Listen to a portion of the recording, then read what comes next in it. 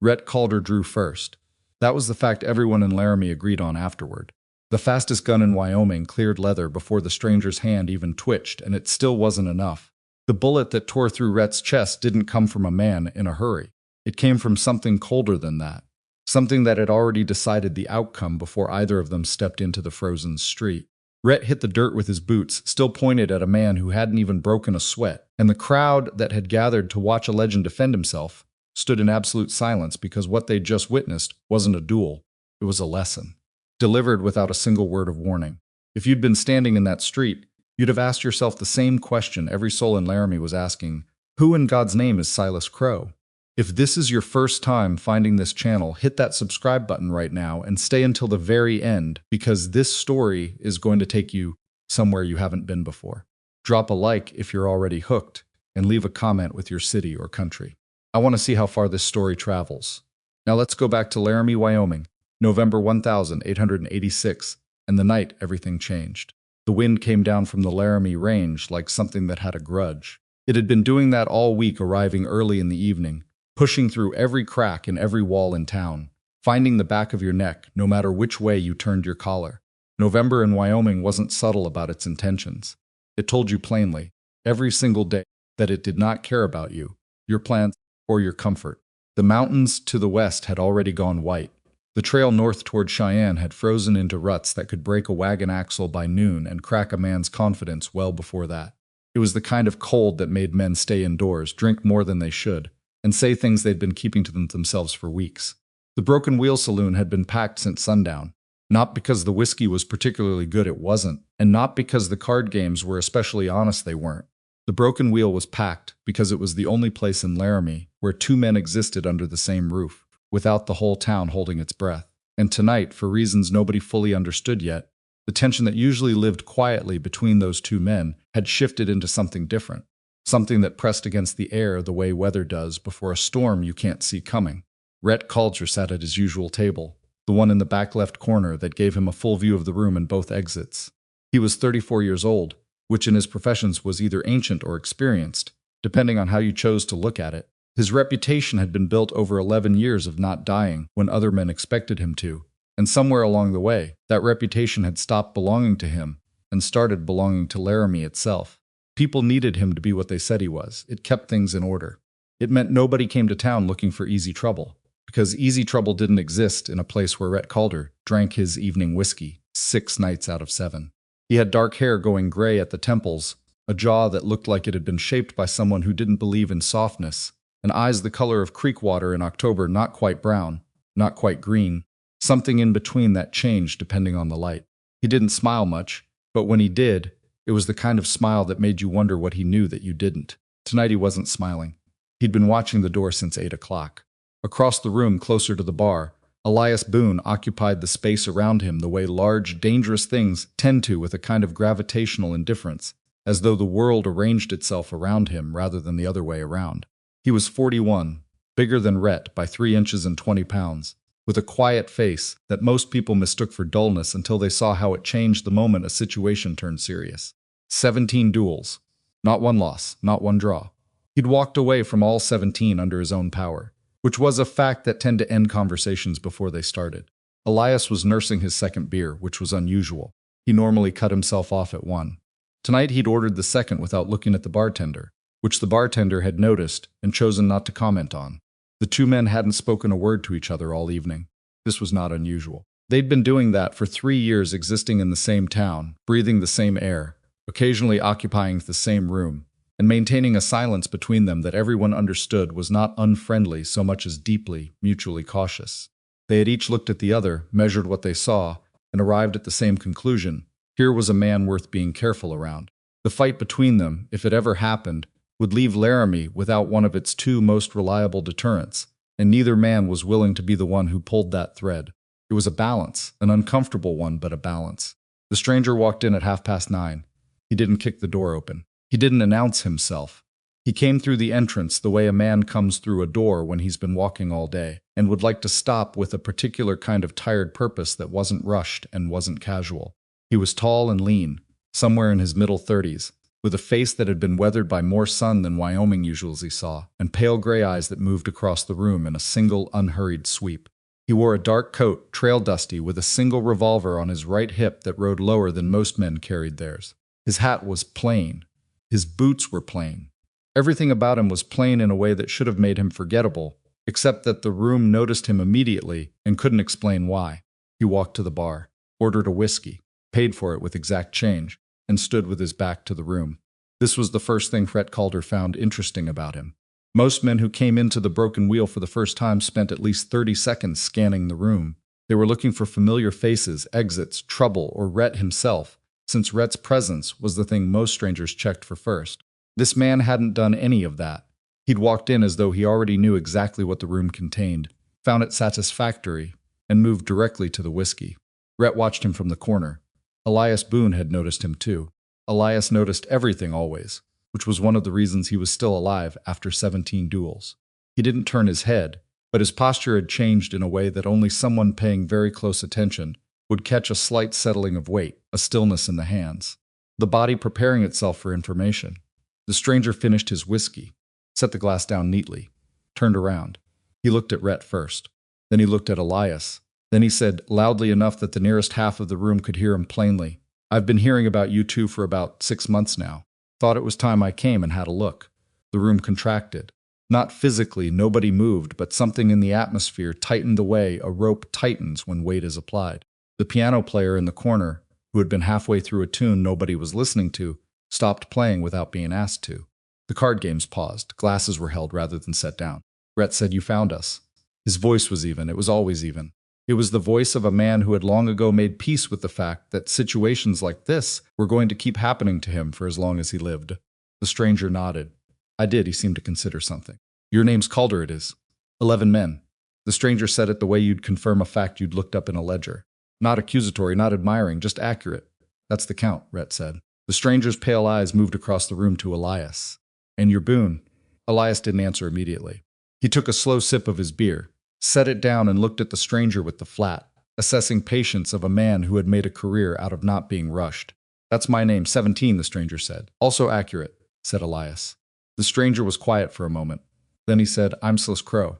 I'll be outside tomorrow at noon. I'd like to see you both there one at a time. Your choice of order." He paused. "You're welcome to leave town tonight and not come back. I won't follow you. I won't say a word about it. A man's got a right to keep living." Another pause, this one fractionally longer. "But if you're here at noon, we're going to finish this." He turned back to the bar, set 2 coins down next to his empty glass, and walked out through the same door he'd come in. The room didn't breathe for a full 5 seconds. Then everyone started talking at once. Rhett didn't move from his corner. He sat with his forearms resting on the table, looking at the door the stranger had just walked through, and he felt something he hadn't felt in a very long time. Not fear exactly. Something older than fear and quieter. It was the feeling of a man who has just been shown, briefly and without ceremony, the shape of his own end and hasn't yet decided what to do with the knowledge. Across the room, Elias Boone picked up his beer, finished it in one long swallow, and set the glass down without a sound. Their eyes met across the room for the first time all evening. Neither man said anything. There was nothing useful to say. Rhett left the saloon an hour after Silas Crowe did. The cold hit him the moment he stepped outside, immediate and absolute, the kind of cold that clarifies thinking whether you want it to or not. He stood on the boardwalk for a moment, looking up and down the empty street, the lamplight throwing orange pools onto the frozen mud, and he breathed in through his nose and out through his mouth, and tried to locate himself precisely inside the situation. He was Rhett Calder. 11 duels, no losses. He was also a man who had just been challenged publicly by someone he knew nothing about, and the honest truth, the one he would never say out loud to another living person, was that the stranger's eyes had unsettled him in a way that very few things ever had. There was something in them that Rhett recognized without being able to name. He'd seen it in the mirror sometimes, late at night after a duel. A particular quality of having already decided. Not arrogance, not confidence exactly. Something more stripped down than either of those. Certainty. He walked back to his room at the boarding house and did not sleep. He lay on the bed fully dressed, staring at the ceiling, and he thought about the 11 men he'd put in the ground. Not with guilt he'd worked through guilt years ago and come out the other side of it, but with a strange technical clarity. He went through each one. What they'd done wrong, what he'd done right, whether he'd been lucky or whether luck had nothing to do with it. By 3 in the morning he'd arrived at something uncomfortable.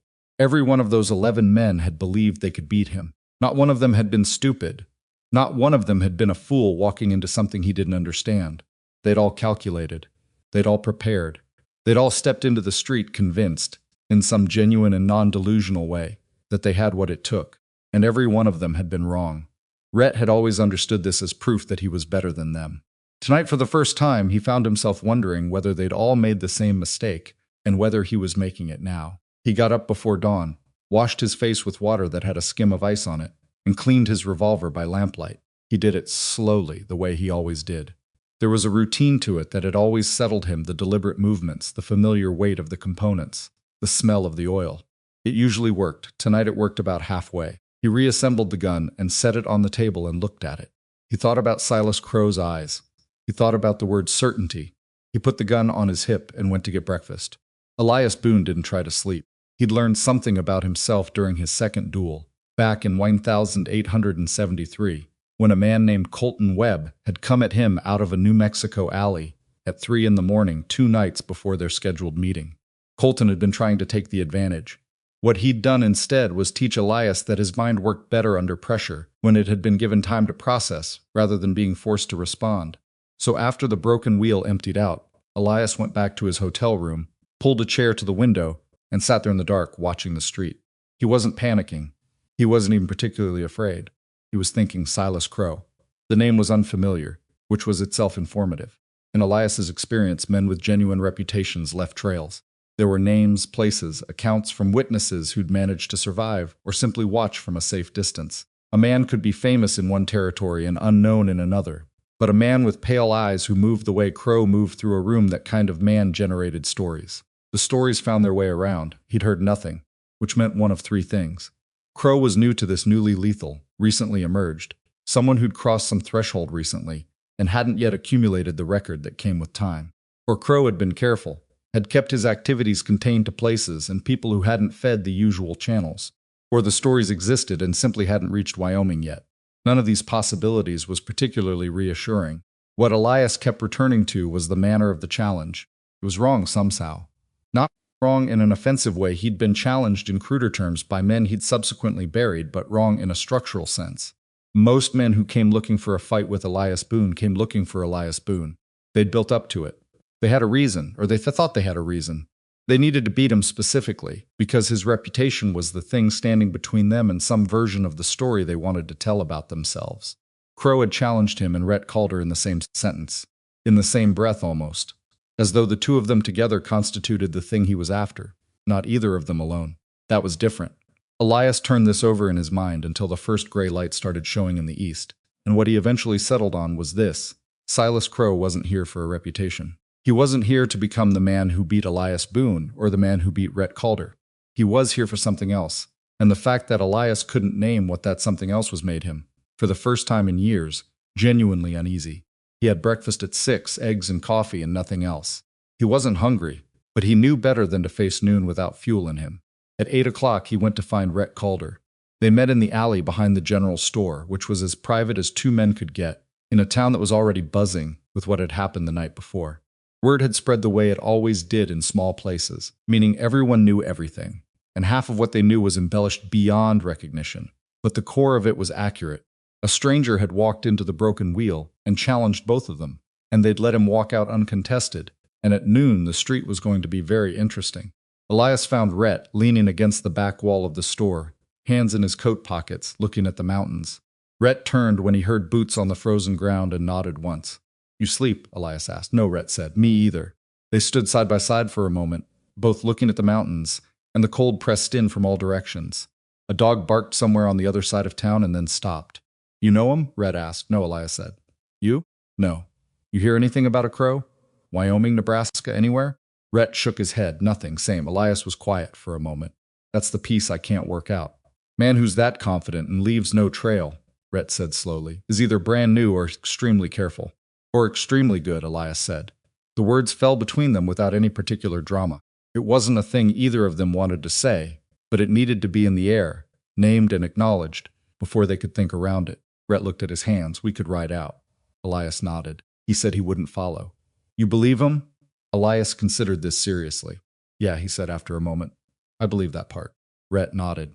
He believed it too, which was almost the strangest thing about the whole evening. Crowe had made the offer of escape with a directness that didn't feel like a trap. He didn't seem to need them to stay, he'd meant it. So we could ride out, Rhett said again. We could, Elias agreed.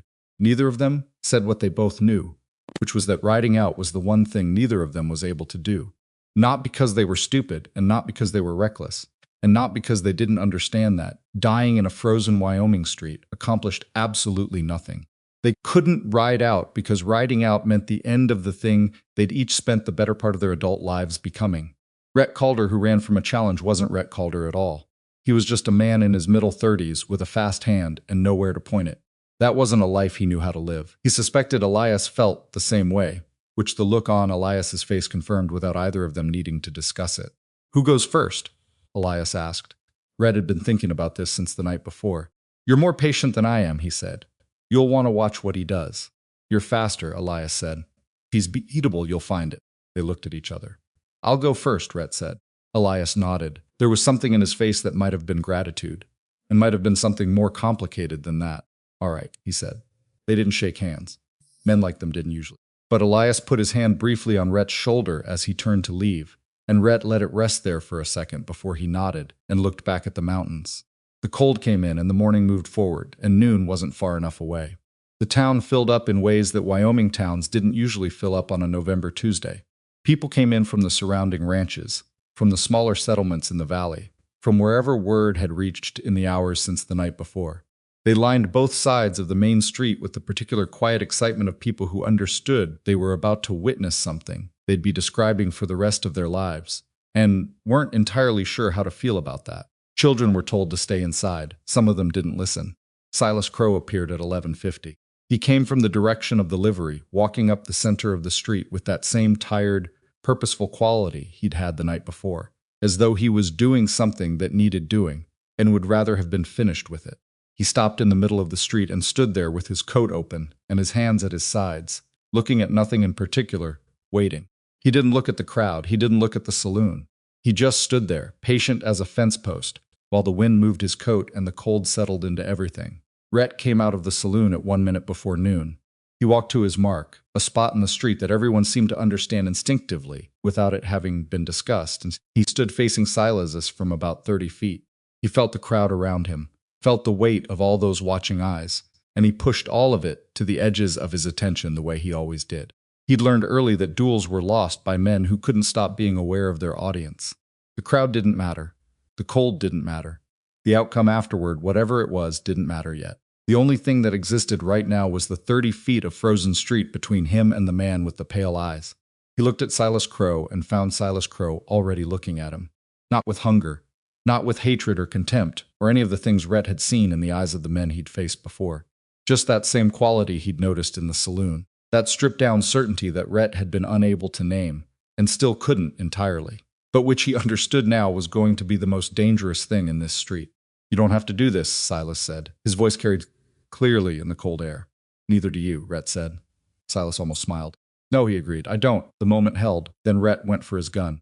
He was fast. He had always been fast, genuinely, provably, documentably fast, in a way that 11 dead men and the testimony of hundreds of witnesses could confirm. His hand dropped to the handle and came up with the revolver in a single motion that most human eyes couldn't fully track. The kind of speed that had made him a legend in this territory, and had kept him breathing through 11 confrontations that should, statistically, have killed him at least twice. Silas Crowe's gun was already level. Rhett's mind had time to process this as a fact before the impact hit him. He's already there. He was already there. And then the world lurched sideways with a violence that shocked him more than it hurt, at least at first. He heard himself hit the ground before he understood he was falling. The frozen street came up and stopped him, and he lay there looking at the gray November sky. His revolver somewhere was beside him, his right hand empty. He'd fired. He knew he'd fired. He couldn't remember when.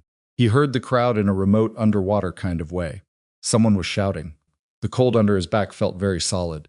Silas Crowe's face appeared above him, looking down with those pale eyes. You fired at empty air, Silas said quietly, not unkindly. More the way a teacher says something to a student who already knows they made the mistake. Your speed put the gun where I was going to be, not where I was. Rhett tried to form a response and discovered that forming responses required more capacity than he currently had available. You've been beating men who were slower than you, Silas has said. You never had to figure out what to do when that wasn't enough. Rhett looked at him. He wanted to argue. He couldn't. Silas stood up and raised his weapon. The last thing Rhett Calder heard was the wind coming down from the mountains, the same wind that had been there all week, indifferent and cold and completely without comfort. Then nothing. Laramie's fastest gun was gone before the echo cleared the street. Elias Boone watched from 50 yards away.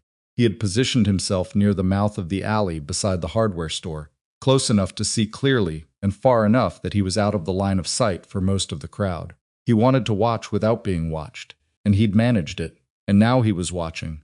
And what he was watching was filling him with something that was not fear and was not calm, and wasn't quite any emotion he had a name for. Rhett was fast.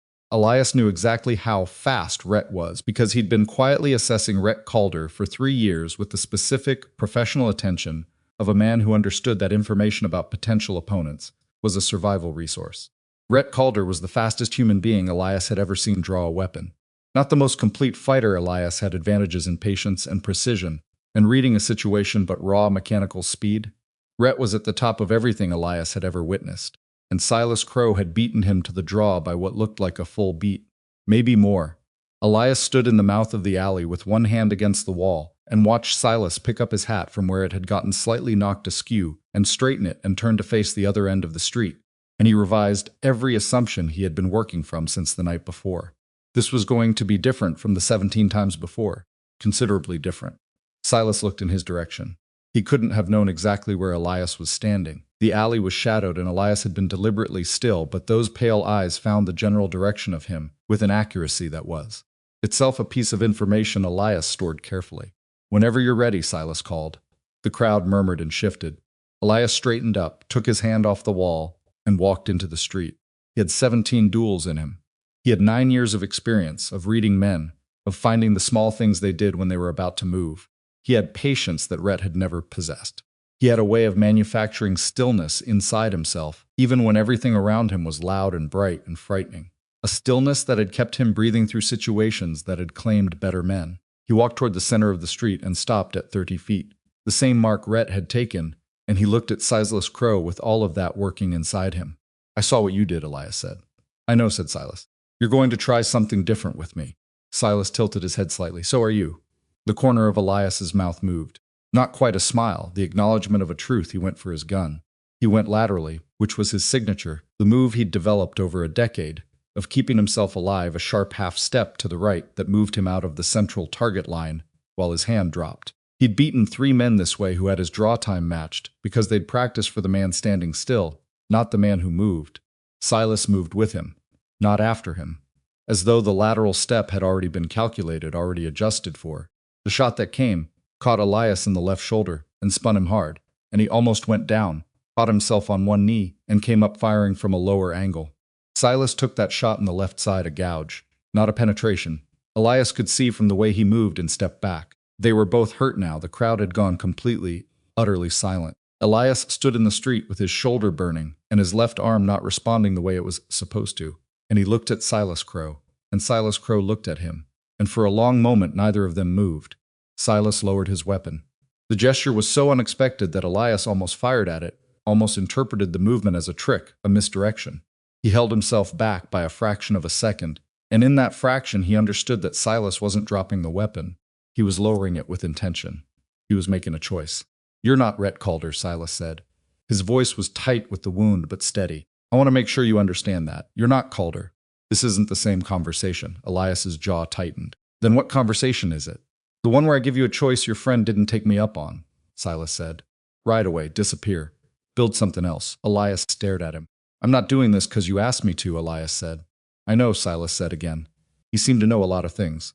"I'm doing it because I think you're smart enough to understand what I'm telling you, if you let yourself hear it." "And what are you telling me, that you came out here today because you couldn't not come out here?" Silas said. "Same as Calder. But you've still got enough left in you to choose different from here." The shoulder was bleeding steadily. The cold had become something Elias was very aware of. The crowd on both sides of the street was so quiet, he could hear the wind working through the gaps between buildings. He thought about 17 duels. He thought about what Silas Crowe had just done to the fastest gun in Wyoming. He thought about the fact that his left arm was currently hanging at his side because the muscles in his shoulder weren't cooperating, and that he'd emptied 2 of his 6 rounds and hit Silas once, and that Silas had 6 rounds left and was standing steady. "You'll let me walk away," Elias said. "I'll watch you go," Silas said. Elias looked at the street, at Rhett's body 20 feet away, lying where it had fallen. He holstered his weapon. The crowd exhaled a collective sound like wind through tall grass, and Elias walked past Silas Crowe without looking at him again, through the silent, staring mass of people, and out the other end of the street. He didn't know where he was going yet. He only knew that behind him, Laramie had just lost something it would never get back, and ahead of him was the question he would spend the next several months trying to answer with everything he had. He wasn't done with Silas Crowe. Not even close. Elias Boone rode out of Laramie before sundown with a bullet wound in his shoulder, and nothing in his saddlebag except a change of clothes, a box of ammunition, and the kind of silence that follows a man when he's done something he can't take back. He didn't go to a doctor in Laramie. He couldn't. Not because there was anything shameful about needing a doctor. He'd needed doctors before, after the 3rd duel and again after the 7th, but because going to a doctor in Laramie meant sitting in a room while someone who'd watched him walk away from Silas Crowe cleaned and dressed his wound, and the thought of that particular combination of events was something his pride could not currently accommodate. He'd sooner bleed. He rode south for 4 hours in the dark, following a trail he knew well enough to manage without much light, until he reached a ranch owned by a man named Gus Pelham, who owed him a favor from 3 years back, and who Elias trusted not to ask too many questions.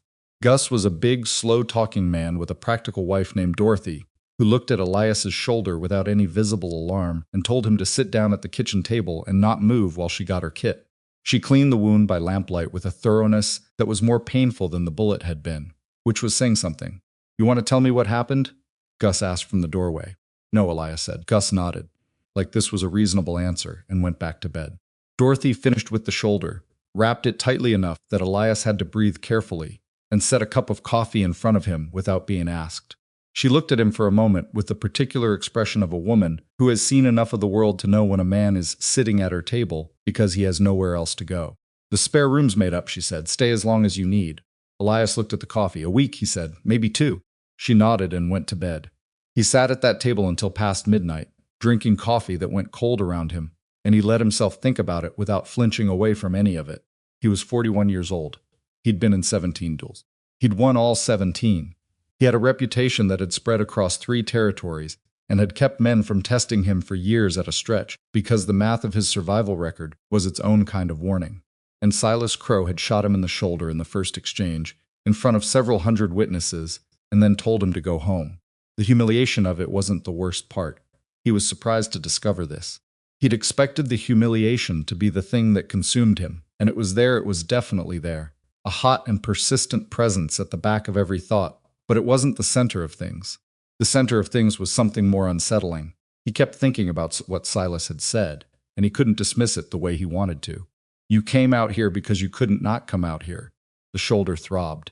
He drank cold coffee and stared at the wall and turned that sentence over like a stone he'd found in the road, trying to find the angle where it stopped being true.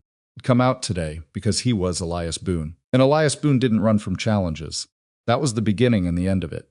That was the whole story. Except Silas had named something underneath that story that Elias hadn't put into words himself, and now that it had been said out loud, he couldn't unhear it. He'd come out because he couldn't imagine who he was if he didn't. He went to bed eventually. Sleep came harder than it usually did and left earlier than he wanted, and he lay in the dark spare room of Gus Pelham's ranch, listening to the wind outside, and thinking about a man with pale eyes who had beaten Rhett Calder to the draw by a full beat and then chosen, deliberately and without apparent difficulty, not to kill Elias Boone. That choice bothered him almost more than the shooting had. Why? What was the point of letting him go? It wasn't mercy exactly, or if it was mercy, it was a strange and complicated kind that felt more like a message than a kindness.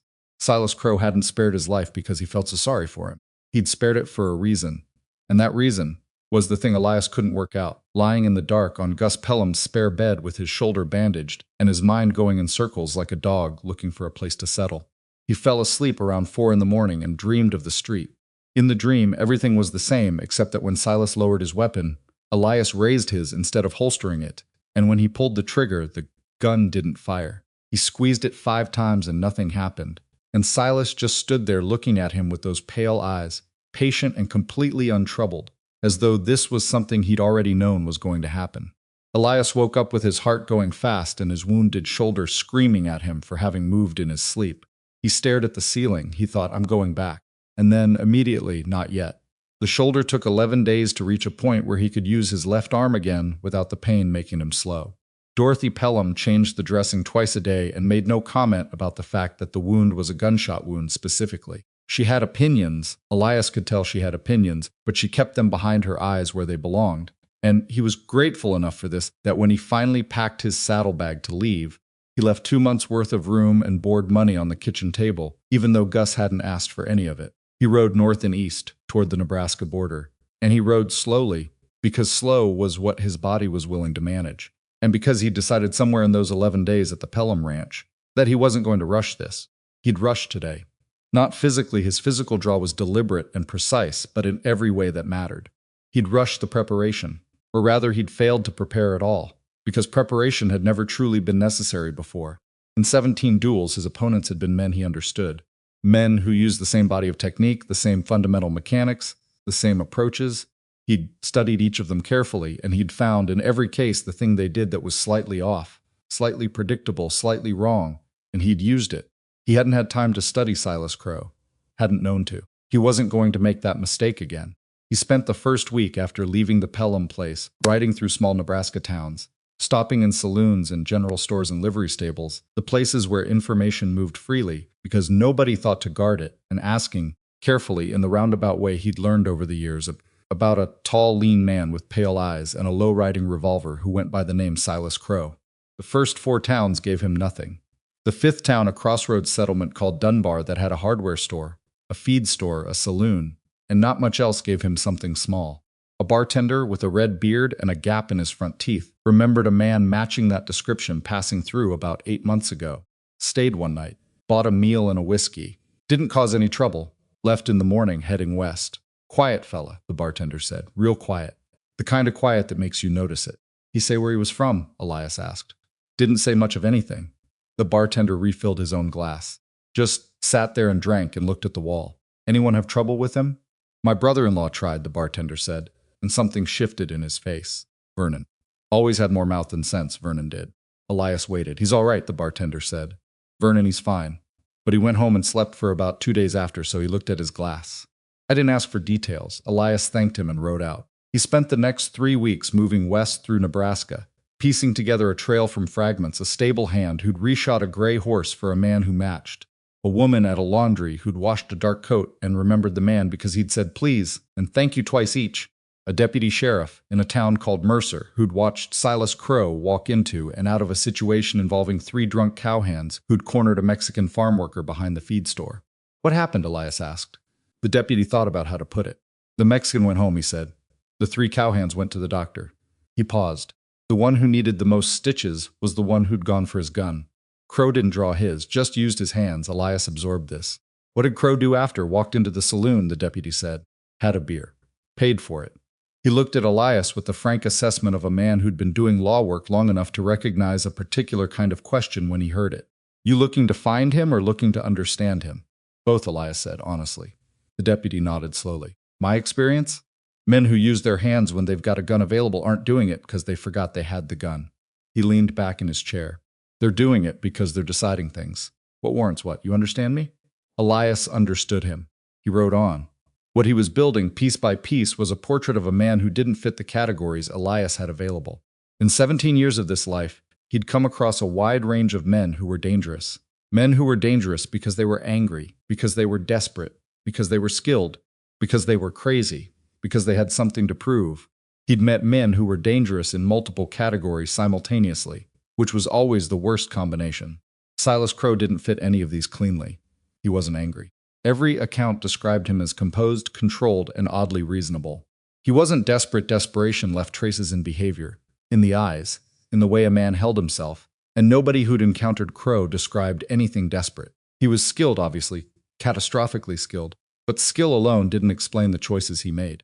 Men who were merely skilled tended to make simple choices, beat the opponent, win the encounter, move on. Crowe had beaten Rhett Calder and then chosen to give Elias a speech and a way out. Why? The deputy in Mercer had given him a word for it. Deciding. Crowe was deciding things. What warranted what? It wasn't random. It wasn't sentiment. It was some kind of internal calculus that Elias didn't have the equation for yet. He trained while he traveled. This was new for him. He'd never trained in any systematic way before, because systematic training had never been necessary. He'd had natural gifts and 17 years of experience, and that had been enough. Now he spent mornings drawing and redrawing against a fence post or a tree trunk, working on the lateral movement he'd used in Laramie, breaking it down into its components, and looking for the place where Silas had anticipated it. He spent afternoons dry firing, working on the integration of movement and aim, trying to make the two things happen as a single action rather than two consecutive ones. His shoulder healed unevenly. There were mornings when it moved freely, and evenings when it stiffened into something that made him work twice as hard to get the same results. He adapted. 12 years ago, he would have found this frustrating. Now he found it informative. The shoulder told him things about his limits on a given day, and knowing your limits was one of the basic requirements of staying alive. He thought about Silas Crowe every day. Not with hatred, or not primarily with hatred. He'd been honest with himself long enough to know that what he felt was more complicated than that. There was anger, yes, and wounded pride, and the particular cold fury of a man who had been found insufficient by someone he'd underestimated. But underneath all of that, in a place that his pride made him reluctant to acknowledge, there was something closer to interest, almost to respect. He didn't want to feel that. He put it away every time it surfaced. But it kept coming back. He was 6 weeks out of Laramie when he found a man who'd seen Silas Crowe fight someone who'd survived it. The man's name was Frank Aldis, and he ran a small cattle operation out of a valley in southwest Nebraska. And Elias found him through a chain of 3 separate conversations that had each pointed in the same direction. Frank was a weathered, careful man in his late 40s who looked at Elias for a long time before he agreed to talk, and when he finally talked, he did it slowly and without embellishment, which Elias appreciated. "I saw him in a place called Reedy Crossing about 2 years back," Frank said. "There was a man there, Donnelly, his name was Tom Donnelly, who'd built himself quite a reputation in that part of Nebraska. Not Elias Boone's kind of reputation, you understand, but serious enough. He'd killed 4 men. He wanted to add Crowe to the list." "What happened?" Elias asked. Frank picked up a stick and turned it in his hands. They were sitting outside in the cold, because Frank had said he preferred to talk outdoors. Donnelly drew first, got his shot off, hit Crowe in the arm, the left arm, I think. He paused. Crowe put him on the ground in 2 shots. Neither of them was fatal. When Donnelly could talk again, Crowe stood over him and said something I couldn't hear, and then he walked away. "Donnelly's still alive?" Elias asked. "Far as I know," Frank said. "He left Reedy Crossing about a week later. Haven't heard from him since." He studied Elias's face. "You're the one from Laramie," he said. It wasn't a question. Elias didn't answer. "Word travels," Frank said. He didn't sound judgmental. He sounded like a man who understood how the world worked. Rhett Calder was a known quantity. People talked about it. "What do people say?" Elias asked. He wasn't sure why he was asking. He supposed he wanted to know how the story had been shaped by the time it reached places like this. "That Crowe beat the 2 best guns in Wyoming," Frank said. "One dead, one walked away." He paused. "Some say you ran. Some say you were smart enough to take an exit when one was offered. Depends on who you ask." Elias looked at the valley. The cattle were moving slowly in the middle distance, steam rising off their backs in the cold morning air. "What do you say?" he asked. Frank considered this. "I say a man who's seen 17 duels and is still breathing has got more information to work with than most," he said carefully. "And I say that deciding to stay alive long enough to try again is a different thing from losing." He looked at Elias directly. "Whether it's actually a different thing probably depends on what you do with the time." Elias was quiet for a moment. "Where is he now?" "Crowe? Last I heard he was in a town called Ridgemont," Frank said. "East Nebraska, close to the Iowa border. Small place, not much going on. But that was 3 weeks ago. He doesn't stay anywhere long." Elias thanked him and stood up. "One more thing," Frank said. Elias looked at him.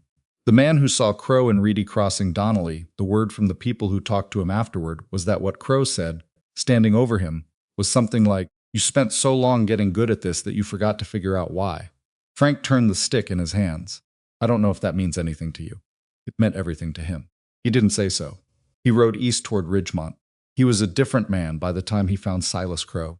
Not healed, the shoulder had its good days and its bad days, and probably always would, but different, in a way that had less to do with the injury and more to do with the 14 weeks of riding and thinking and training and rebuilding. He'd broken his own technique apart and put it back together twice. He'd practiced the draw until the motion was so deeply embedded in his hands and arms and shoulders that it didn't require thought at all, which was where he needed it to be. He'd worked on his lateral movement until it was faster and less predictable than it had been in Laramie. He'd also thought every day about what Frank Aldis has told him, about what Silas had said to Tom Donnelly on the ground in Reedy Crossing. "You spent so long getting good at this that you forgot to figure out why." He'd turned that sentence over so many times that the edges of it had worn smooth. He'd tried to dismiss it as something a man says in the heat of a moment, something dramatic and meaningless. He'd tried to decide it didn't apply to him, that his situation was different, that Donnelly was a different kind of man with a different kind of story. He hadn't been able to make any of those arguments stick. The truth, when he let himself look at it square, was this: he'd started this life at 22 because he was good at it, not because he was angry, not because he had grievances to settle, not for the money, which was sometimes present and sometimes not. He'd started because when he first discovered he was fast and calm and precise in a way that most men weren't, something in him had recognized it as the one thing he was truly built for. He'd built a life around it. He'd built an identity around it. And somewhere in the years between the first duel and the 17th, the identity had become the whole of the thing. He wasn't a man who was good at this anymore. He was this, entirely, nothing else. And the question of why had become something he hadn't asked in so long that he'd forgotten it was a question. He rode into Ridgemont on a gray afternoon in late January, snow on the ground and more coming in from the northwest, and he found Silas Crowe in the only saloon in town, sitting alone at a table in the corner with a cup of coffee. Not whiskey, coffee. Silas looked up when Elias came through the door. He didn't look surprised. He didn't look alarmed. He looked like a man who'd been expecting company and was mildly relieved it had finally arrived. "Boone," he said. "Crowe," Elias said. He walked across the room and sat down across from him without being invited. The saloon was half empty in the mid-afternoon lull, a handful of men scattered at various tables, nobody paying them particular attention yet. Silas looked at him for a long moment. His pale eyes moved over Elias's face with that quality of assessment that Elias had come to think of as the man's baseline state, not suspicious, not hostile, just receiving information carefully. "Your shoulder," he said. "How is it?" "Fine," Elias said. "Then, mostly." Silas nodded like this was the honest answer he'd been expecting. "You've been tracking me for a while," Silas said. 14 weeks, Elias said. "You talked to Frank Aldous." "It wasn't a question either. He remembered you from Reedy Crossing," Elias said. "Told me what you said to Donnelly."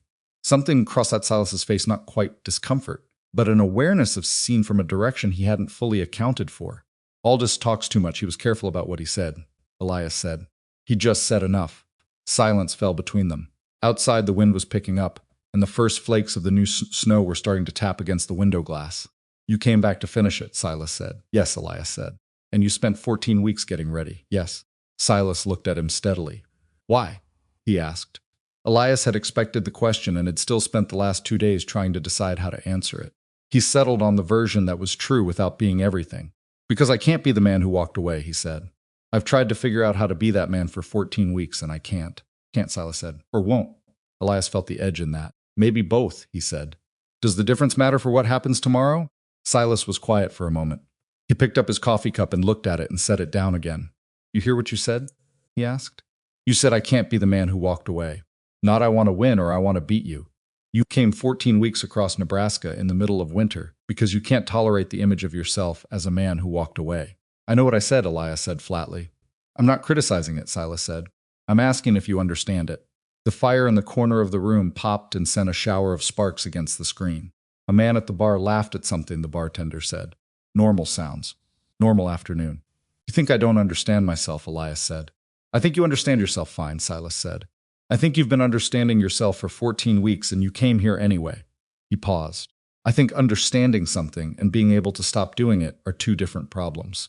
Elias looked at him across the table. "You let me walk away in Laramie," Elias said. "Why?" Silas's jaw tightened slightly. It was the first crack Elias had seen in the surface. "Because Calder was already gone," he said, "and I didn't need 2 men dead in the same street to make the same point." "What point?" Silas looked at him for a long moment. "That this ends somewhere," he said. "All of it. Every legend, every reputation, every man who's convinced himself that what he's built is the whole of what he is." He picked up the coffee cup again. "It ends in a street or it ends different, but it ends." Elias sat with that. "You think you're doing something," he said slowly. "You think you're what?" "Delivering a message?" "To who?" "To men who need to hear it," Silas said simply. "And Rhett Calder?" Something in Silas's face shifted. Not guilt exactly, but something heavier than indifference. "Calder made his choice," he said. "Same choice every man gets." "He couldn't walk away either," Elias said. "No," Silas agreed, "he couldn't." The snow was coming harder now, rattling lightly against the glass. Elias looked at the window for a moment and then back at Silas. "So what does that make you?" Elias asked. "You're doing the same thing you're trying to stop. You're building the biggest reputation in the territory, one body at a time, and And somewhere down the road, some man with pale eyes and a fast hand is going to walk into a saloon and challenge you, and you won't be able to walk away either.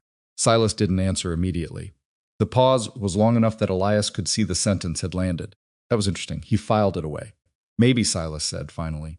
Not maybe, Elias said. That's how it works. You know that. I know that, Silas said quietly. I know that better than you think. Then why? Elias asked. What's the point of any of it if you understand where it leads? Silas set his coffee cup down and looked at Elias with something in his face that Elias hadn't seen there before.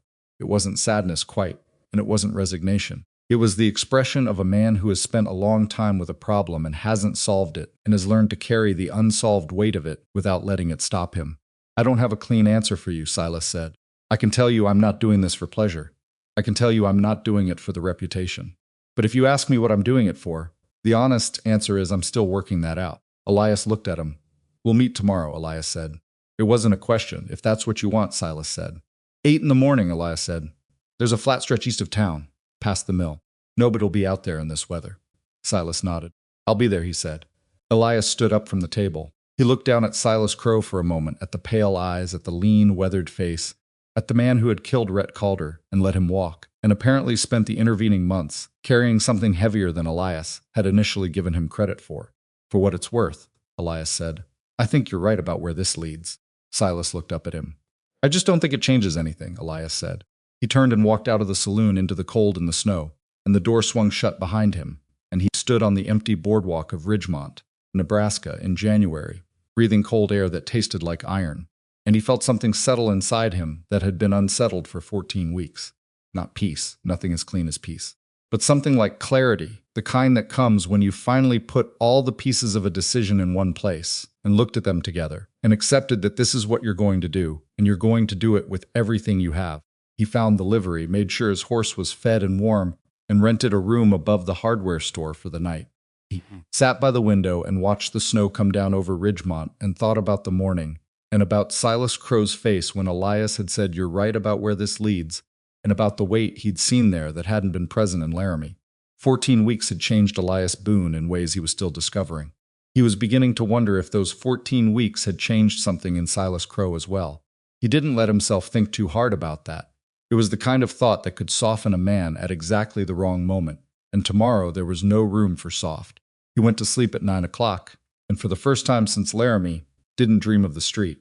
The snow had stopped sometime in the night, and Ridgemont woke up under 6 inches of it, the kind of clean white covering that made a town look more peaceful than it deserved to. The rooftops were smooth and unbroken. The street was a single unmarked surface. Even the old mill at the edge of town, which had looked tired and gray in the afternoon light the day before, had something almost dignified about it under the snow. Elias was up at 5:30. He didn't eat. His stomach had closed itself off sometime in the night and wasn't accepting offers. He drank water, checked his revolver twice by lamplight, not because he expected to find anything wrong with it, but because the ritual of it was the closest thing he had to a reliable anchor on mornings like this. And then he sat in the chair by the window and watched Ridgemont come slowly awake in the gray pre-dawn, the smoke beginning to rise from chimneys, a dog crossing the street at the far end with its nose working the new snow. He thought about the conversation in the saloon. He'd been turning it over since he'd fallen asleep, and it was still turning now, slower but no less present. The thing that kept snagging him was the moment when he'd said, "You're right about where this leads," and watched something shift in Silas Crowe's face. He'd expected deflection. He'd expected the composed, untroubled surface the man had maintained through everything Elias had seen of him. Instead, he'd gotten that weight, that specific, unmistakable heaviness of a man who has been living with a contradiction long enough that naming it out loud hurts in a particular way. It hadn't changed anything. He'd meant that when he said it, and he still meant it now, watching the dog disappear around the corner of the feed store in the early morning light, but it had added a layer to his understanding of Silas Crowe that he hadn't had before. He put his coat on at 7:15 and went downstairs. The hardware store owner, who'd rented him the room without asking any questions, and who was already unlocking his front door when Elias came through, looked at him once, and then looked very carefully at his display of hinges and drawer pulls. Elias went past him and out into the cold.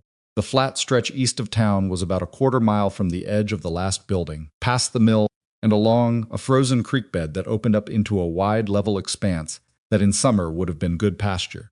The snow was undisturbed all the way out. Elias's boots broke through the crust with each step, the sound of it very loud in the morning quiet. Silas was already there. He was standing about 40 yards out from the mill, his back to the building, looking east where the sun was beginning to push a thin line of orange above the flat horizon. He had his coat on and his hands at his sides, and he wasn't moving. He might have been a man watching a sunrise. He might have been a man who'd been standing there for an hour. He turned when he heard Elias coming through the snow.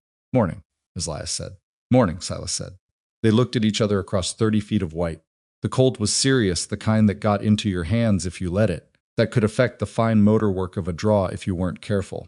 Elias had been keeping his gun hand in his coat pocket for the walkout, and he withdrew it now, flexing the fingers twice to confirm their readiness. Silas did something similar, a small, deliberate movement of his right hand, and the two of them arrived simultaneously at a state of readiness that was almost like a conversation in itself. "You sleep?" Silas asked. "Some," Elias said. "You?" "Some," Silas said. The orange line on the horizon was spreading, and the snow around them was going from gray to a pale blue-white. A crow called somewhere in the trees along the creek, one sharp sound and then nothing. "Before we do this," Elias said, "I want to ask you something." Silas waited. "What you said to Donnelly in Reedy Crossing," Elias said. "You spent so long getting good at this that you forgot to figure out why." He paused. "Is that what you think you're doing?" Reminding men of the why. Silas was quiet for a moment. "I think I'm asking the question," he said. "Whether they can hear it is their business. And if they can't, then we do this, and if they can," Silas looked at him steadily, "then maybe they don't have to." Elias absorbed this. "You thought I could hear it," he said in Laramie. "That's why you let me walk." "I thought there was a chance," Silas said. "I was right that you could hear it. I wasn't right that it was enough." No, Elias agreed. "It wasn't." Another silence. Crow called again, twice this time. "I've been thinking about what you said last night," Silas said. "About where this leads for me. And I don't have an answer that makes it all right," Silas said. "I told you I'm still working it out. That's the truth." He paused. "It's not a comfortable truth." "No," Elias said, "it isn't." They stood in the snow in the spreading light, and there was a strange quality to the moment that Elias hadn't expected, something almost like the pause before a conversation ends, when both people know it's ending, and neither one has quite said the thing that would make the ending clean.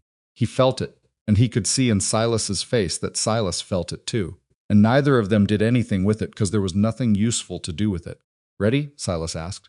"Yes," Elias said. He went for his gun. He'd remade the lateral step in 14 weeks of practice, shortened the telegraph that he now understood Silas had read in Laramie, the slight weight shift that preceded the movement, the thing that had allowed Silas to track him before he'd fully committed. He'd worked on eliminating it.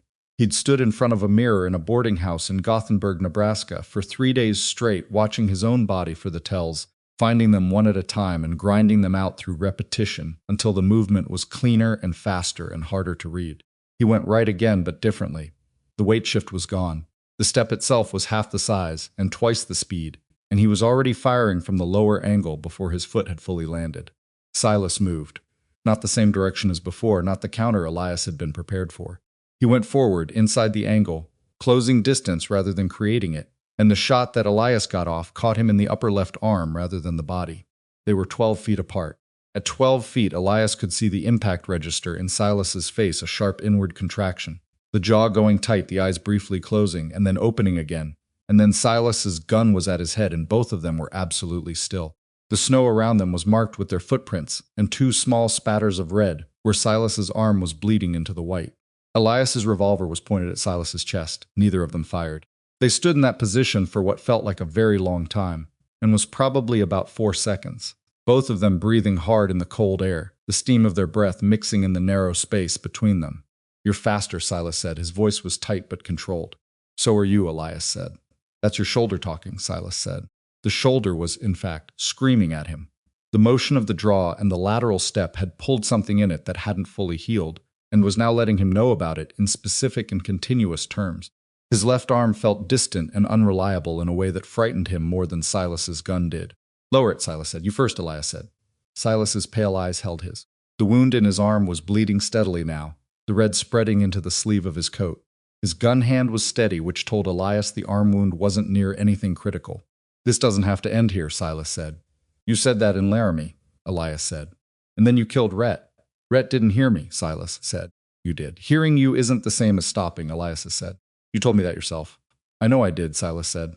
The tension in his face was a combination of the wound and something else, something that had been building since the conversation in the saloon and was now fully visible. "But I'm telling you there's still a difference between a man who's thought about it and a man who hasn't. even if they end up in the same place. Why does the difference matter to you? Elias asked. It was a genuine question. He could feel the cold working into his gun hand, and he didn't move to counteract it because moving might end things in a way neither of them was ready for. Because I'm not sure it doesn't, Silas said.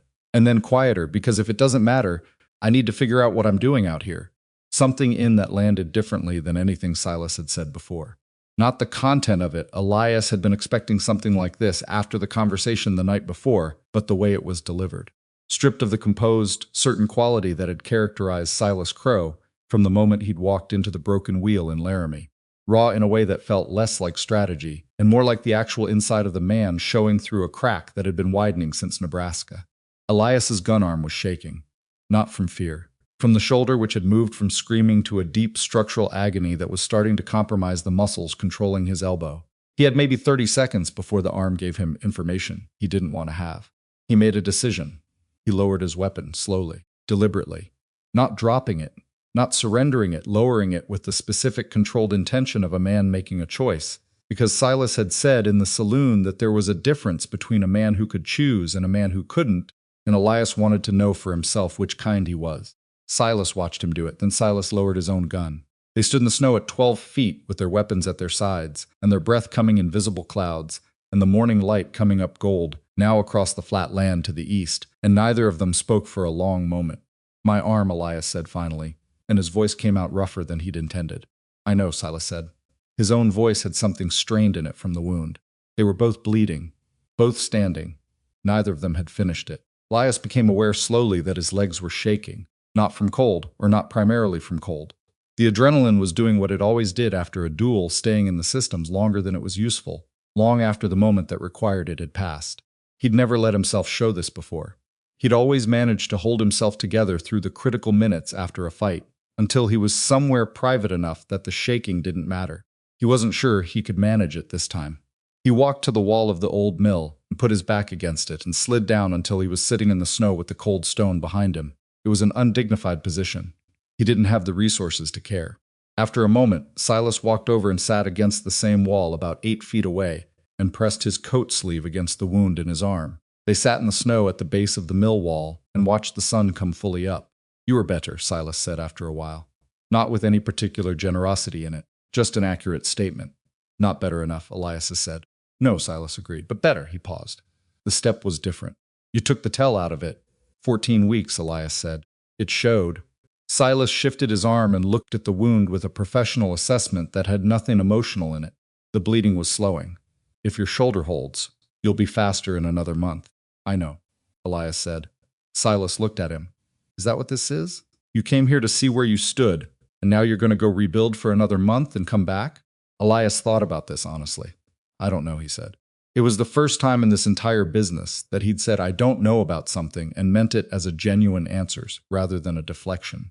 Silas seemed to recognize this because something in his face shifted. What do you know? Silas asked. Elias let his head rest back against the stone wall.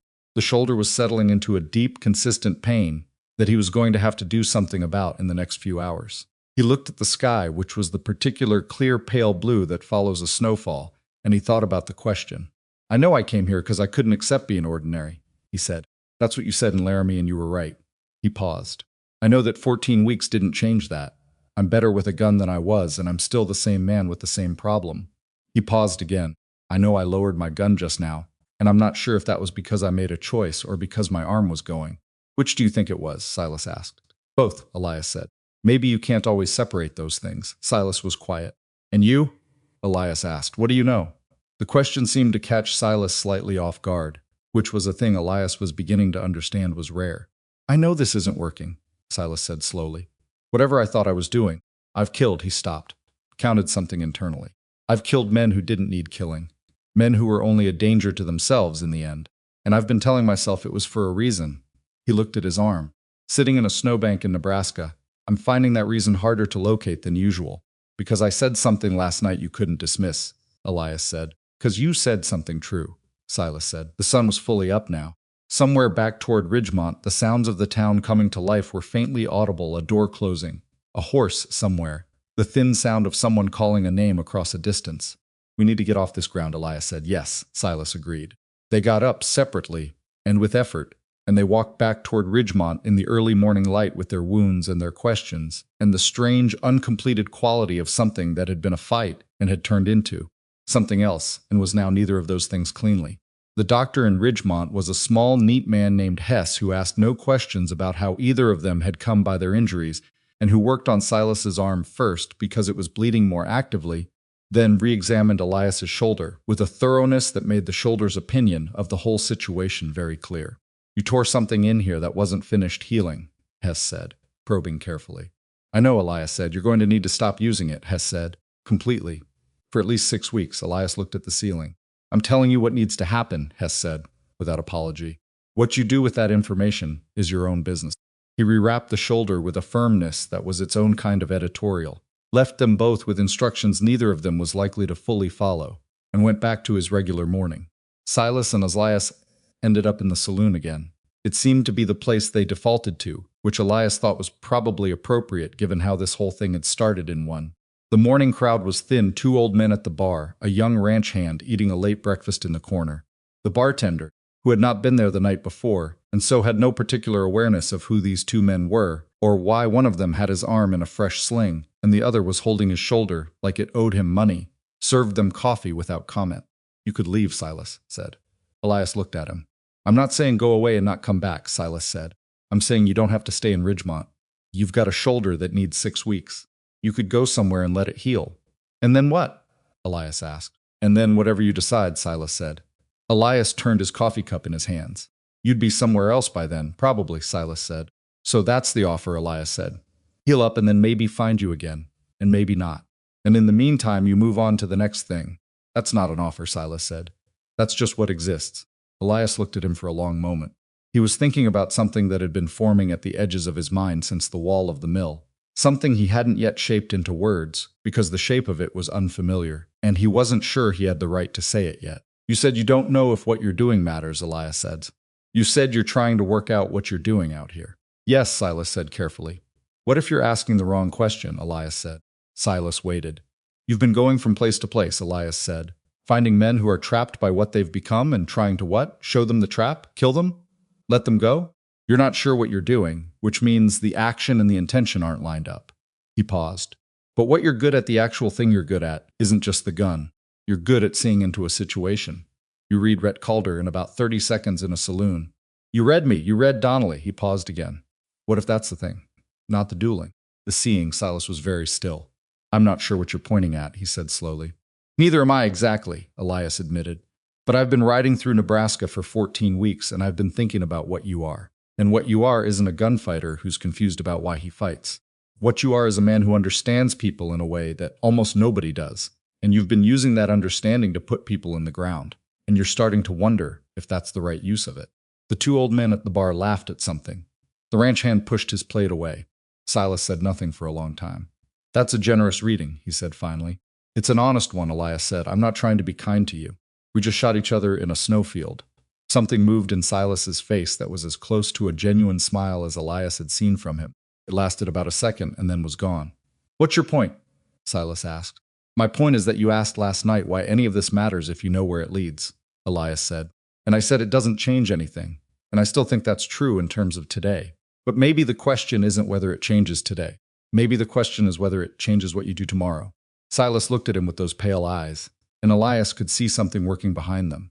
Something that wasn't comfortable and wasn't resolved, but was at least being genuinely engaged with rather than pushed aside. "You came here to kill me," Silas said. "Yes," Elias said. "And now you're telling me to change direction." "I'm telling you what I see," Elias said. "What you do with it is your own business. Isn't that what you said to Donnelly?" Silas's jaw tightened. "That's a different situation." "Is it?" The silence stretched. "Why does this matter to you?" Silas asked. "Why does it matter what I do with my life, if we're going to end up back in a field somewhere in a month or 2 anyway?" Elias thought about this. "Because you let me walk away in Laramie," he said. "And it changed something. I didn't want it to. I spent 14 weeks trying to undo the change, and I couldn't. And now so I'm sitting in a saloon in Nebraska with a shoulder that's going to need 6 weeks, and I'm thinking that maybe whatever you were trying to do when you let me go, maybe it deserves more than getting you shot at again." Silas stared at him.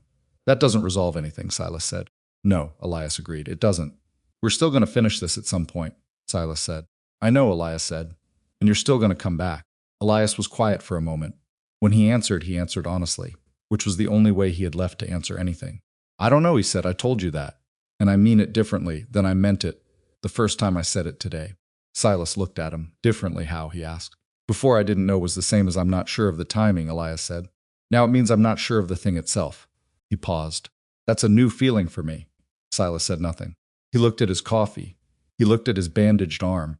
He looked at the window where the street outside was going about its ordinary morning business. People moving past on ordinary errands with ordinary purposes. None of them carrying the weight of what these two men were sitting with. 6 weeks, Silas said finally. At least Elias said. Where will you go? Elias thought about it. South, probably. Somewhere the cold isn't trying to finish what the shoulder started. He looked at Silas. Where will you go? I don't know, Silas said. And the way he said it, the particular flatness of it, the absence of the certainty that had characterized him from the beginning, told Elias that Silas's I don't know was also carrying new weight. That their conversation in the snowfield and in the saloon the night before, and in this chair with coffee going cold, had done something to the internal navigation that Silas had been running on since before Laramie. What exactly it had done, Elias couldn't say. What Silas would do with it, he couldn't say. What he himself would do in 6 weeks when the shoulder healed, and this choice presented itself again. He couldn't say that either. He finished his coffee. He stood up. For what it's worth, Silas said, and Elias stopped. You're the first man I've had a conversation with that I didn't already know the end of. Elias looked at him. How does that feel? Silas considered the question with genuine seriousness. Unsettling, he said. And something else. I don't have a word for the something else yet. No, Elias said. Me either. He walked out of the saloon into the cold, bright morning of Ridgemont, Nebraska, and he stood on the boardwalk for a moment the way he'd stood on the boardwalk in Laramie after the first duel, and he felt the parallel without wanting to the same cold, the same quality of aftermath, the same sense of a world that had shifted on its axis while he was occupied with something else. Except this time the shift felt different. In Laramie he'd walked away with a wound and a fury and a clear sense of what came next. The path had been obvious even if it was hard.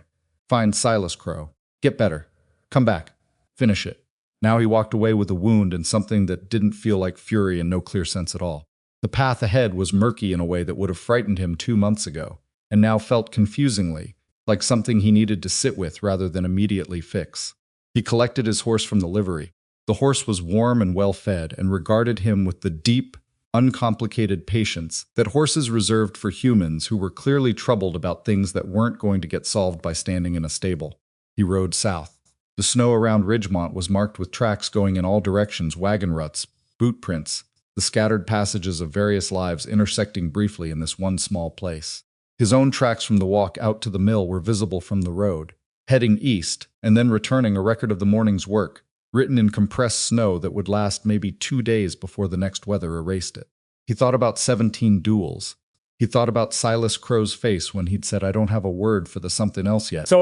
He thought about the moment at the mill wall when he'd lowered his gun, and the question he still couldn't cleanly answer about why he'd done it, choice or incapacity or some fusion of the two that defied clean separation.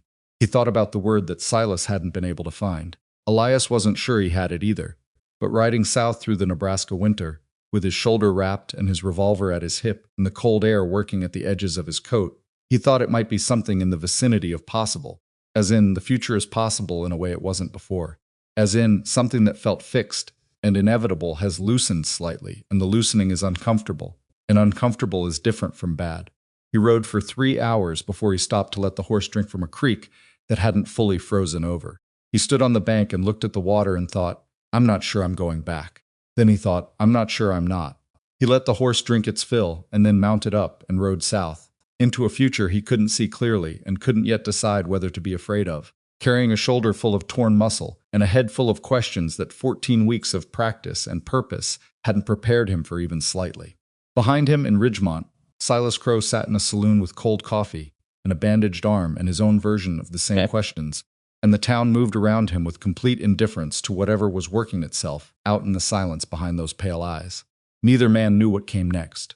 For Elias Boone, who had known exactly what came next every day of his adult life, this was the most disorienting thing that had ever happened to him, more disorienting than any bullet, more unsettling than any duel, more difficult to manage than the worst morning his shoulder had given him in 14 weeks. He didn't know what to do with open road. He rode it anyway. Elias rode south for 2 days before he stopped, pretending he was going anywhere specific.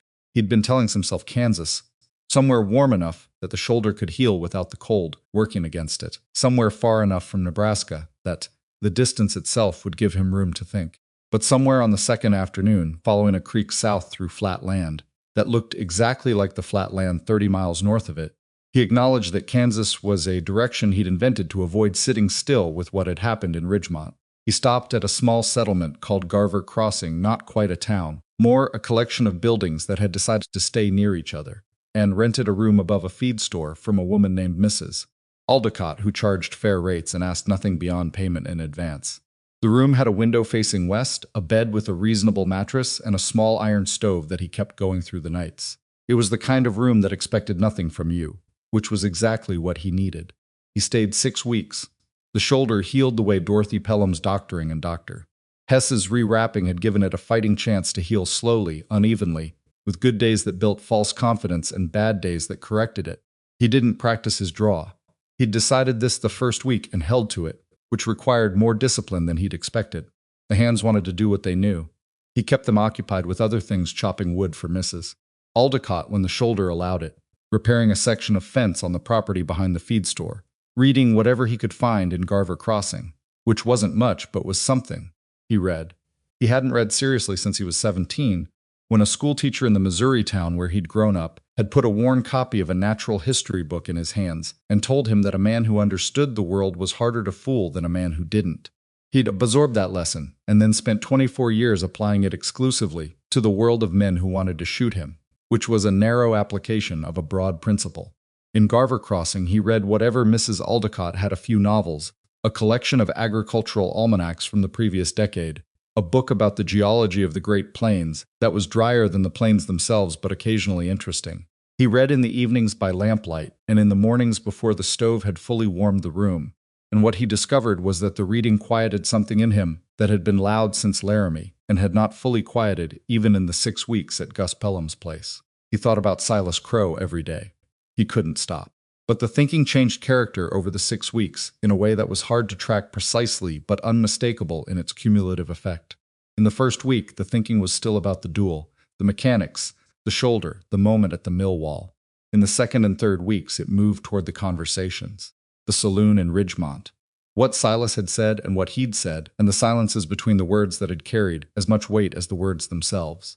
By the fourth week, he'd stopped analyzing the conversations and started doing something different with them, turning them over not to extract tactical information, but simply to understand them, the way you understand a piece of music by listening to it more than once. This was new behavior for him, and he recognized it as such. He also thought in the 5th week about Rhett Calder. He'd been avoiding this. Rhett had been a man he'd known for 3 years in the particular way that potential opponents know each other well enough to assess, not so well as to grieve. He'd respected Rhett's skill genuinely and without envy, because envy required wanting what someone else had, and what Rhett had was speed alone, and Elias had never wanted speed alone. He'd wanted to survive, and surviving required more than speed. But Rhett was dead. Dead in a Wyoming street in the November cold, with his boots still pointing at a man who'd already decided the outcome before the guns cleared leather. And the thing Elias kept returning to, in the 5th week in Garver Crossing, was the conversation he'd had with Rhett in the alley behind the general store. The way Rhett had said, "I'll go first," not because he'd been forced to, but because he'd looked at the situation, and that was the answer he arrived at. The way Rhett had let Elias put a hand on his shoulder and hadn't moved away from it. Rhett Calder had been a man in a prison of his own construction, same as Elias. But Rhett had also been a man who'd made a choice at the end that was, in its way, honest. He'd gone first because going first was what he had left to give. He couldn't walk away, and he knew it, and he'd made the one decision that had still been his to make. Elias thought about this for a long time. By the 6th week, the shoulder was functional. Not perfect, it probably wouldn't be perfect again, and he'd made a kind of peace with that, but reliable. He could draw cleanly, and he could move, and the pain had settled into a background presence rather than an active interference. He practiced again in the last week carefully, in the field behind the feed store in the early mornings when Mrs. Aldicott was occupied elsewhere and the field was empty. He was faster than he'd been in Ridgemont. He wasn't sure if this was the most important thing or not. He'd have thought it was the most important thing 6 months ago, and now he wasn't certain, which was itself a kind of answer to a question he was still working out how to ask.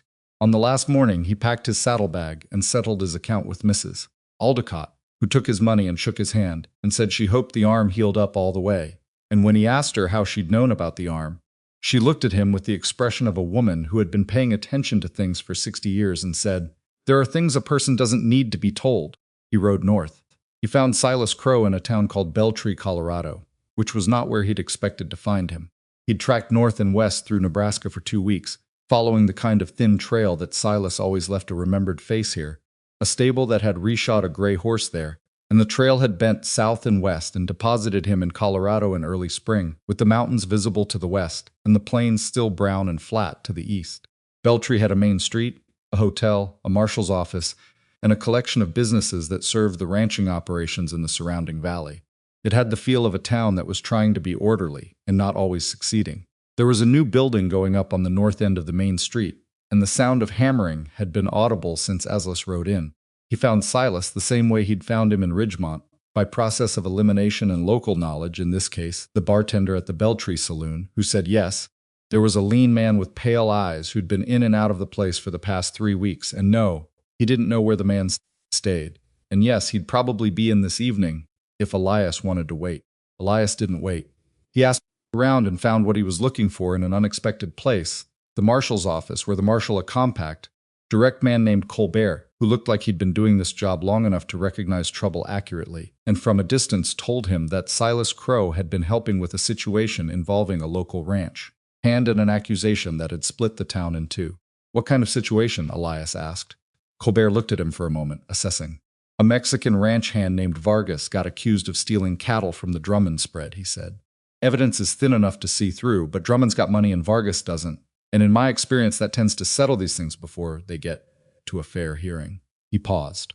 "Your friend and I'm using that word loosely, since I don't know your relationship has been asking questions for 3 weeks that are making Drummond very unhappy." "Crowe's not a lawyer," Elias said. "No," Colbert agreed. "He's not. But he's a man who listens carefully and writes things down and has a way of getting people to tell him things they didn't intend to." He looked at Elias steadily. "He's also a man I've been trying to figure out since he got here, which is a thing I usually manage with people in under 24 hours. He's harder to figure than he looks," Elias said. "Most people who are worth figuring are," Colbert said. He told Elias where to find Silas, which was in a rooming house on the south side of town, run by a widow named Mrs. Farrow. Elias thanked him and went there. Silas answered the door on the second knock. He looked at Elias for a moment with the same quality of unsurprised recognition he'd shown in Ridgemont, as though he'd known the knock was coming and had simply been waiting for the timing to resolve itself. He'd lost weight since Nebraska. Not a dangerous amount, but enough to be visible in the face, in the angles of the jaw. His left arm moved normally, which meant the wound had healed well, and his pale eyes were clear and present in the way they always were, that quality of careful reception that never seemed to turn off. "Boone," he said. "Crowe," Elias said, a long pause. "Come in," Silas said. The room was small and organized. There were papers on the table. Elias could see handwritten notes, several pages deep, and a map of the valley pinned to the wall with 4 points marked on it. Silas's revolver was on the table beside the papers, which was the first time Elias had seen it anywhere other than on Silas's body. He looked at all of this and felt something rearrange in his understanding. "You've been working this," Elias said. 3 weeks, Silas said. He moved to the table and turned one of the papers face down, not in a way that seemed evasive, but in the way of a man who has documents he's still working on and doesn't want them misread. "Sit down." Elias sat in the only chair. Silas sat on the edge of the bed. "The marshal told me about Vargas," Elias said. Silas nodded. "That's not what you do," Elias said. "It's what I've been doing for 3 weeks, Silas said. Elias studied him. "What changed?" Silas was quiet for a moment. He looked at the papers on the table, then at the map on the wall, then at Elias. "You said something in Ridgemont," he said, "about what I'm actually good at. The seeing, not the gun." He paused. "I've been thinking about it for 2 months. "And?" Elias asked. "And I came through Beltree on my way, somewhere I hadn't decided on yet," Silas said. "And I saw Vargas in the marshal's custody, and I could see the shape of what had happened from across the street." He looked at his hands. "So I stopped." Elias absorbed this. "What's the shape of it?" "Drummond's foreman ran a rebranding operation on the side," Silas said. "Small enough to stay under the threshold of anyone looking hard at the books, but consistent enough over 2 years to represent a significant loss. When Drummond started noticing the numbers, the foreman needed someone to blame. Vargas was the obvious choice, new to the spread. No local connections, no means to mount a defense." He paused. "I've spent 3 weeks finding the 2 men who helped the foreman and getting one of them to talk." "How did you get him to talk?" Silas looked at him steadily. I asked him questions until he ran out of answers that were better than the truth, he said. Then I wrote down what he said and had him sign it. Elias was quiet for a moment. You're going to take this to Colbert. This afternoon, Silas said. And then what? And then Vargas goes home, Silas said simply. They looked at each other across the small room in Beltree, Colorado, in the early spring, with the sound of hammering still audible from the construction on the north end of town, and Elias felt the conversation they'd had in Ridgemont sitting in the space between them like a third presence. He'd said, "What if you're asking the wrong question?" He'd pointed at something he hadn't fully defined, and Silas had taken that undefined thing and done something with it over 2 months and 3 weeks of a man named Vargas's life. It wasn't what Elias had meant, exactly. It was something better. Does it help? Elias asked. The feeling of it. Does it help? With whatever's been, he stopped, looking for the word. Unsatisfied? Silas offered. I was going to say unresolved, Elias said. But yes. Silas thought about this genuinely. Sums, he said.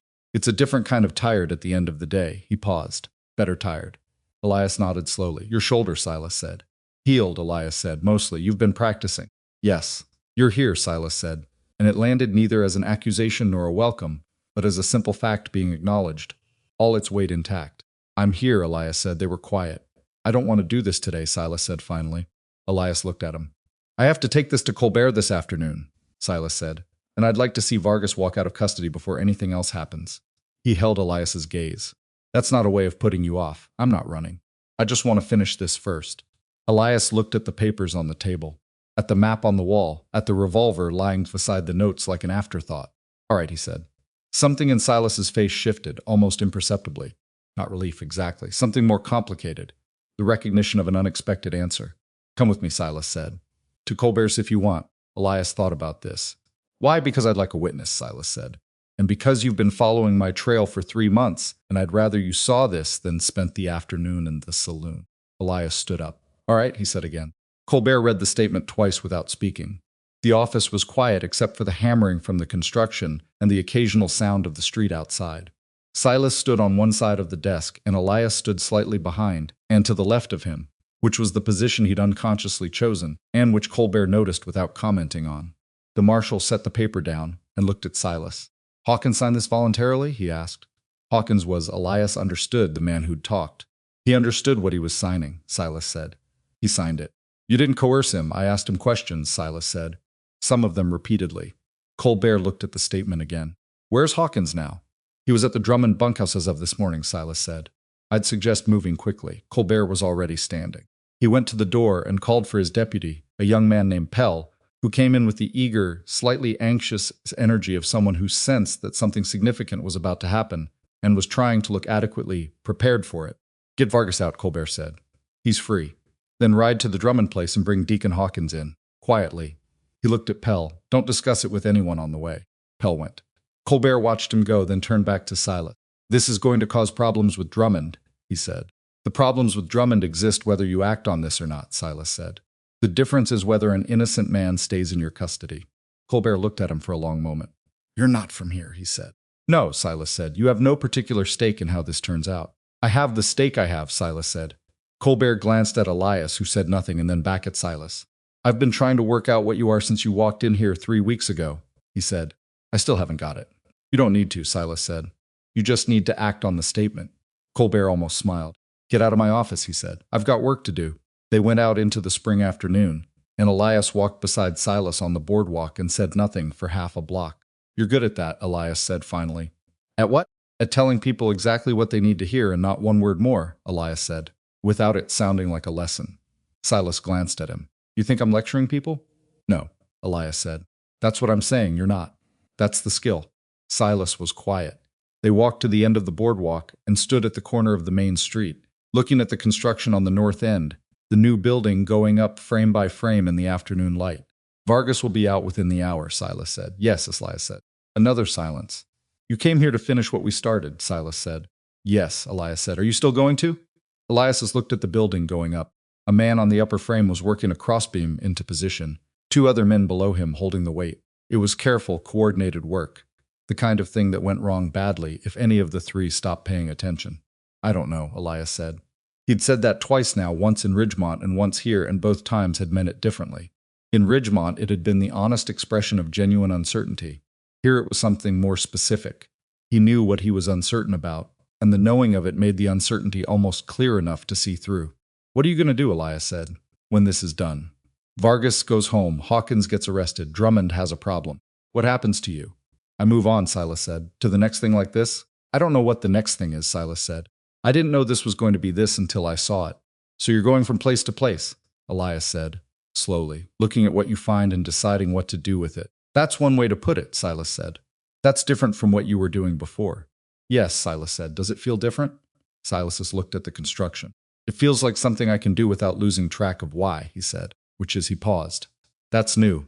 The man on the upper frame got the crossbeam into position, and the two men below him let go. The structure held. "Come to dinner," Silas said. Elias looked at him. "There's a decent place 2 streets over," Silas said. "I've been eating there since I arrived. The cook knows what she's doing with a beef stew." He paused. "I'd like to continue the conversation." "What conversation?" "The one we've been having since Laramie," Silas said.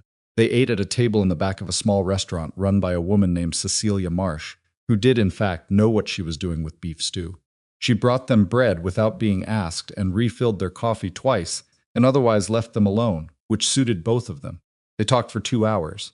Not about the duel, not directly, not in any practical or tactical sense.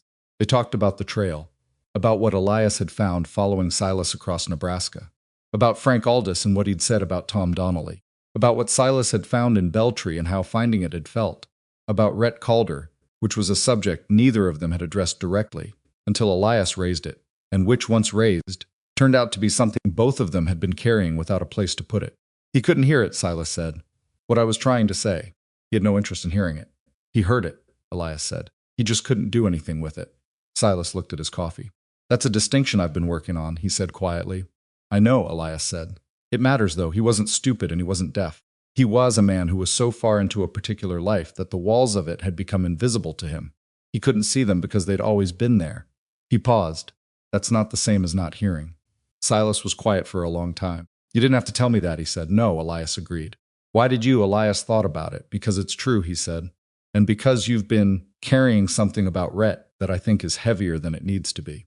Silas looked at him with those pale eyes, and in the lamplight of Cecilia Marsh's restaurant in Beltree, Colorado, with the evening coming on outside and the last of the stew cooling in the bowls, Elias saw something in Silas Crowe's face that he recognized because he'd seen it in his own mirror in Garver Crossing. A kind of reckoning. Not comfortable, but necessary. I've killed men who deserved better options, Silas said. Yes, Elias said. And I've been telling myself there was a reason that justified it. Was there? Partially, Silas said. Partly. The part that wasn't justified is something I'm going to carry. He said it with the flatness of a man who has arrived at a decision about a heavy object and decided to carry it rather than put it down. Because putting it down feels like a different kind of wrong. Elias nodded. Rhett made his choice, Elias said. So did every other man. That's true, and it doesn't make you clean. Both those things are true at the same time, and that's what you carry. Silas looked at him. You sound like a man who's been thinking about this, he said. 6 weeks in a room above a feed store, Elias said.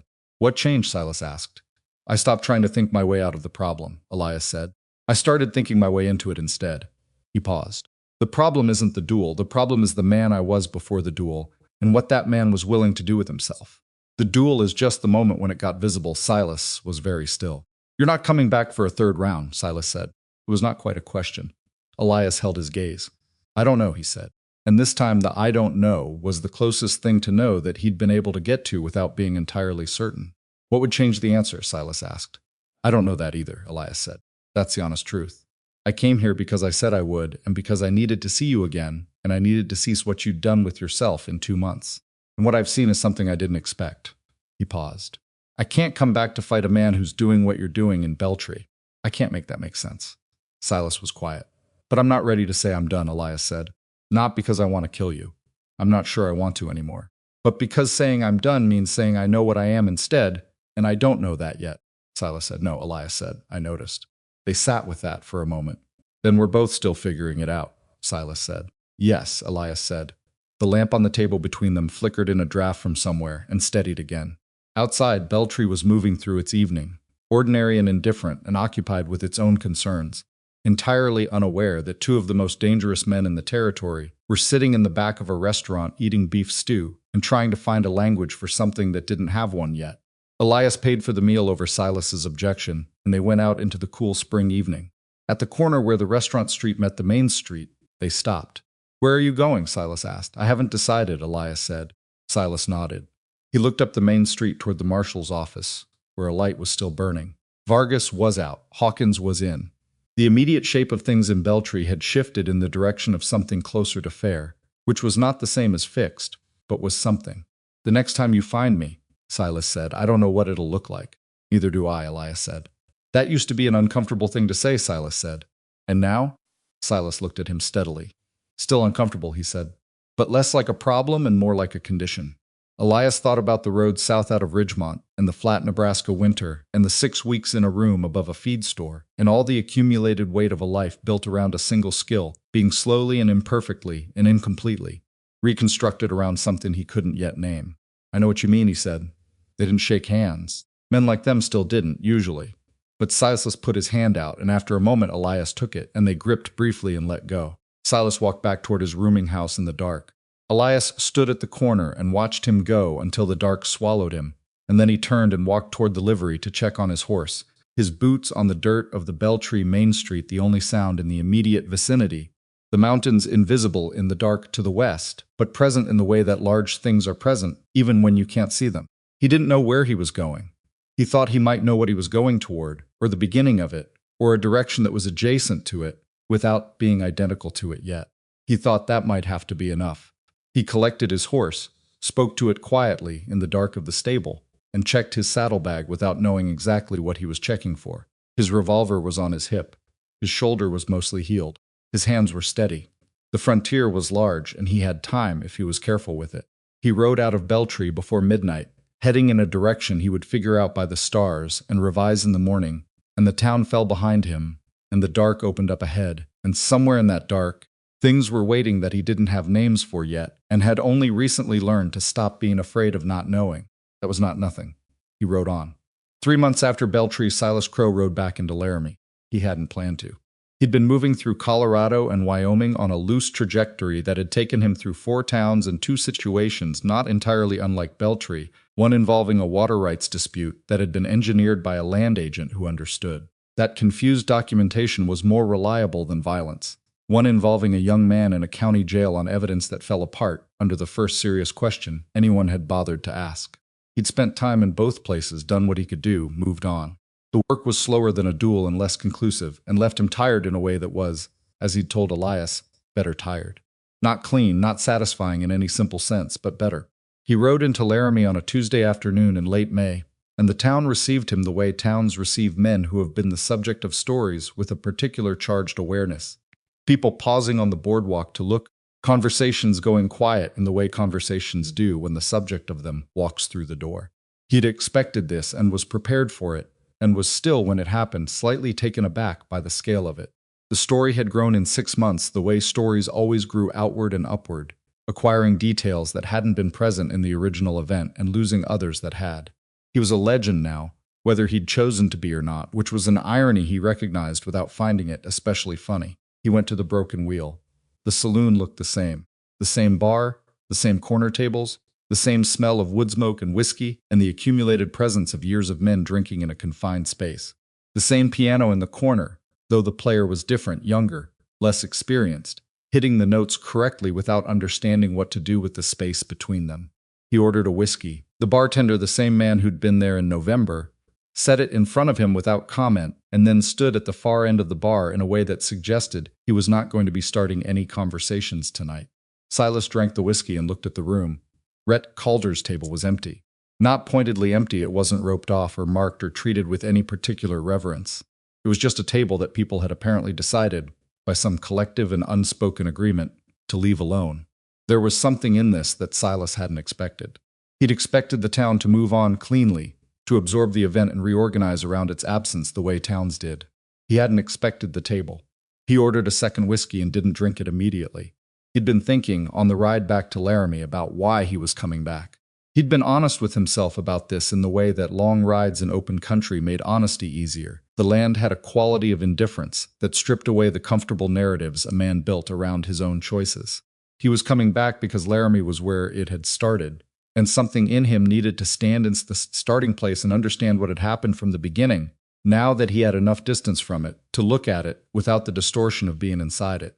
He was also coming back because he'd been thinking about Rhett Calder's table. Not the table itself, he hadn't known about the table, but about Rhett. About the conversation Elias had forced him to have in Beltree, the one about Rhett hearing what Silas had been trying to say and being unable to do anything with it, and whether that distinction mattered. Elias had said it mattered. Silas had been working out whether he believed that for 3 months, and he still hadn't arrived at a clean answer, and he thought maybe the answer was in Laramie somewhere, and he needed to come find it. The man who sat down across from him was young mid-20s, with the look of someone who'd been working up to this moment for a while. He had a revolver on his hip, a new one, well-oiled, and the particular expression of a person who has decided to do something before the deciding part is fully caught up with the doing. "You're Crowe," the young man said. "I am," Silas said. "I've been waiting for you to come back." Silas looked at him carefully. Not at the gun. The gun told him what he needed to know at a glance, and what it told him was that the young man had been practicing and was moderately competent and would have been a reasonable concern against an ordinary opponent. Against Silas, the gun was not the primary variable. The young man was the primary variable, his hands, his breathing, the quality of his conviction. "What's your name?" Silas asked. "Cal Deacon," the young man said. "Rhett Calder was my uncle." The saloon had gone quiet. The piano had stopped. Silas was aware of the room compressing inward the way it had on the night he'd first walked in all those months ago, but the quality of the compression was different now. Then it had been anticipation.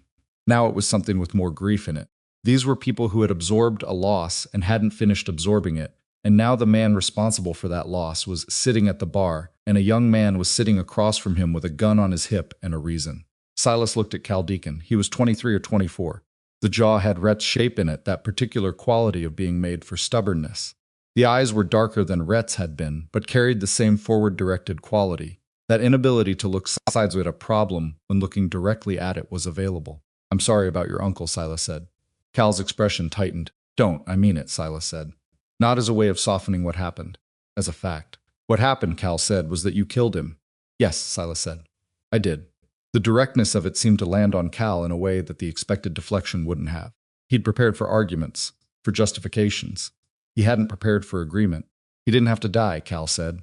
His voice had something raw in it underneath the anger. "He made a choice," Silas said. "Same choice every man got." "That's not." Cal stopped. His jaw worked. He was Rhett Calder. He couldn't just walk away. "You knew that once you challenged him. You knew exactly what you were doing." Silas was quiet for a moment. "Yes," he said, "I did." The admission sat in the air between them. Cal Deacon had not been expecting this either, and the unexpected kept hitting him in ways that were visibly difficult to manage. He'd come in here with a clear architecture of feeling grief shaped into anger. Anger pointed at a target made simple and available by the story he'd built around it over 6 months. And Silas kept agreeing with him in ways that complicated the architecture without making the grief any smaller. "So what are you doing here?" Cal said. "You killed him and you left, and now you're back, and you're sitting at his bar drinking his whiskey." "I'm sitting at a bar," Silas said, "drinking whiskey I paid for." "You know what I mean?" "I do," Silas said, "and I don't have an answer that's going to satisfy you. I came back because I needed to." He paused. "I'm not going to tell you that was wrong of me." Cal's hand moved toward his hip and stopped. Not a draw, a gesture, the hand going toward the one thing it knew to do, and then being recalled by some part of Cal Deacon that was still thinking.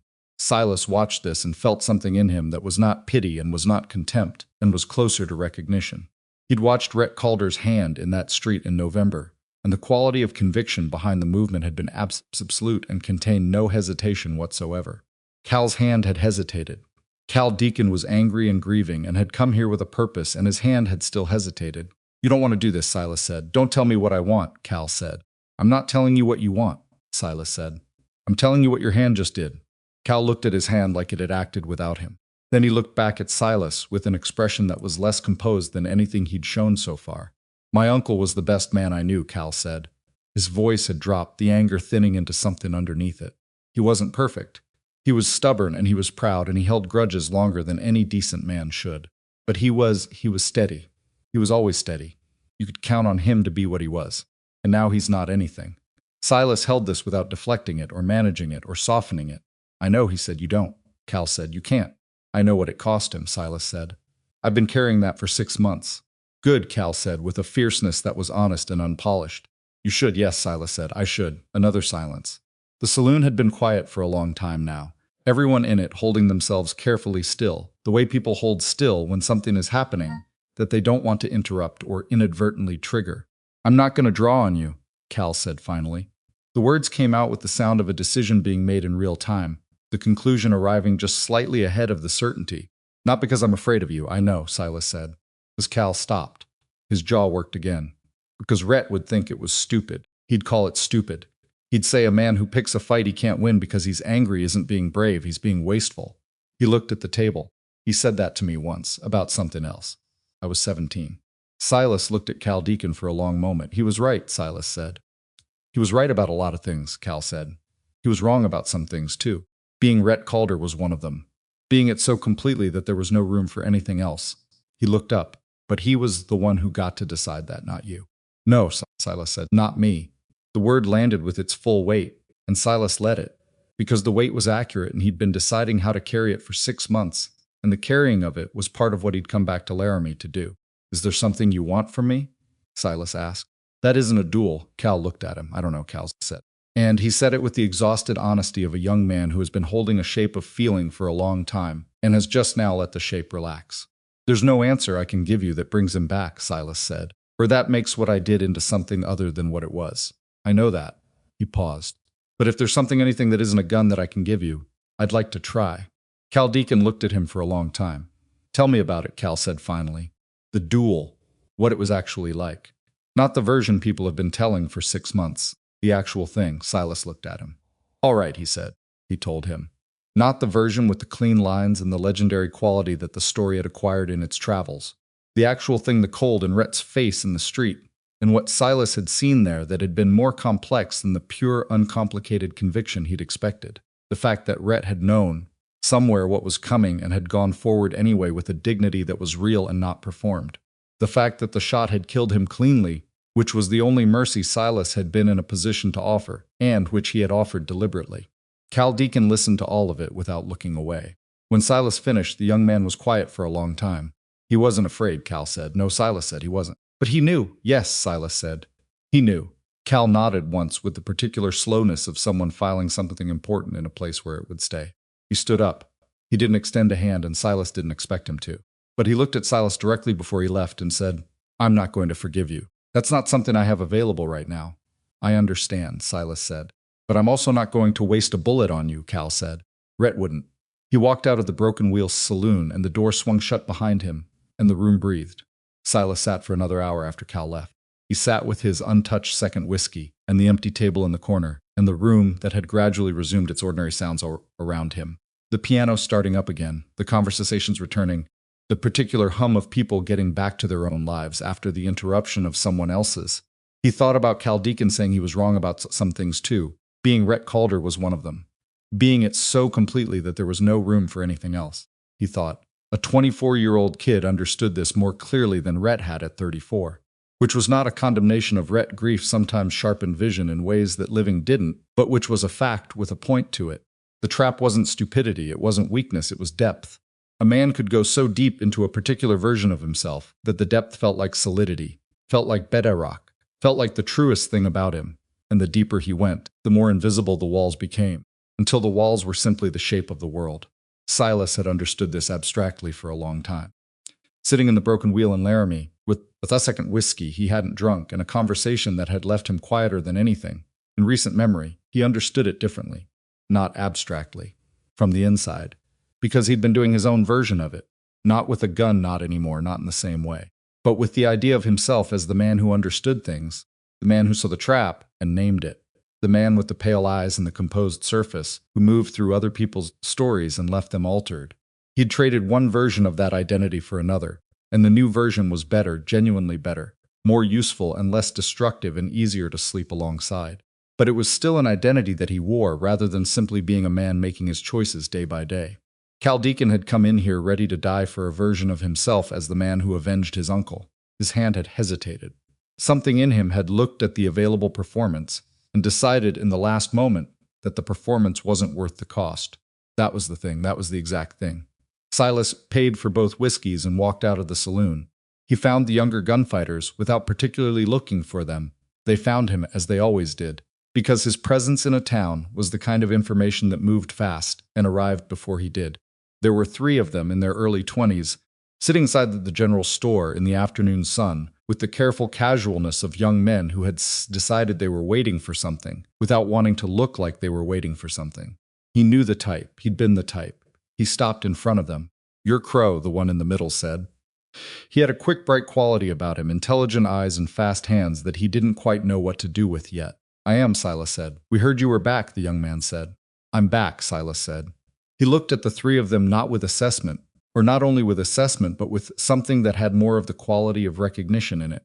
He could see in each of them the beginning of the same architecture, the reputation being built stone by stone, the identity being grown into like a suit of clothes that would eventually become a skin. He sat down on the edge of the boardwalk, which was not the kind of move they'd been expecting, and the unexpectedness of it put them slightly off balance in a way he recognized as useful. "How long have you been working at this?" he asked the one in the middle. The young man blinked. "About 3 years," he said. "You any good?" "Better than most," the young man said, with the particular careful honesty of someone who has been paying attention to the actual evidence. "Better than Rhett Calder?" Silas asked. A pause. "No," the young man said. "Better than Elias Boone?" Another pause, this one longer. "I don't know," he said finally. "I've never seen Boone."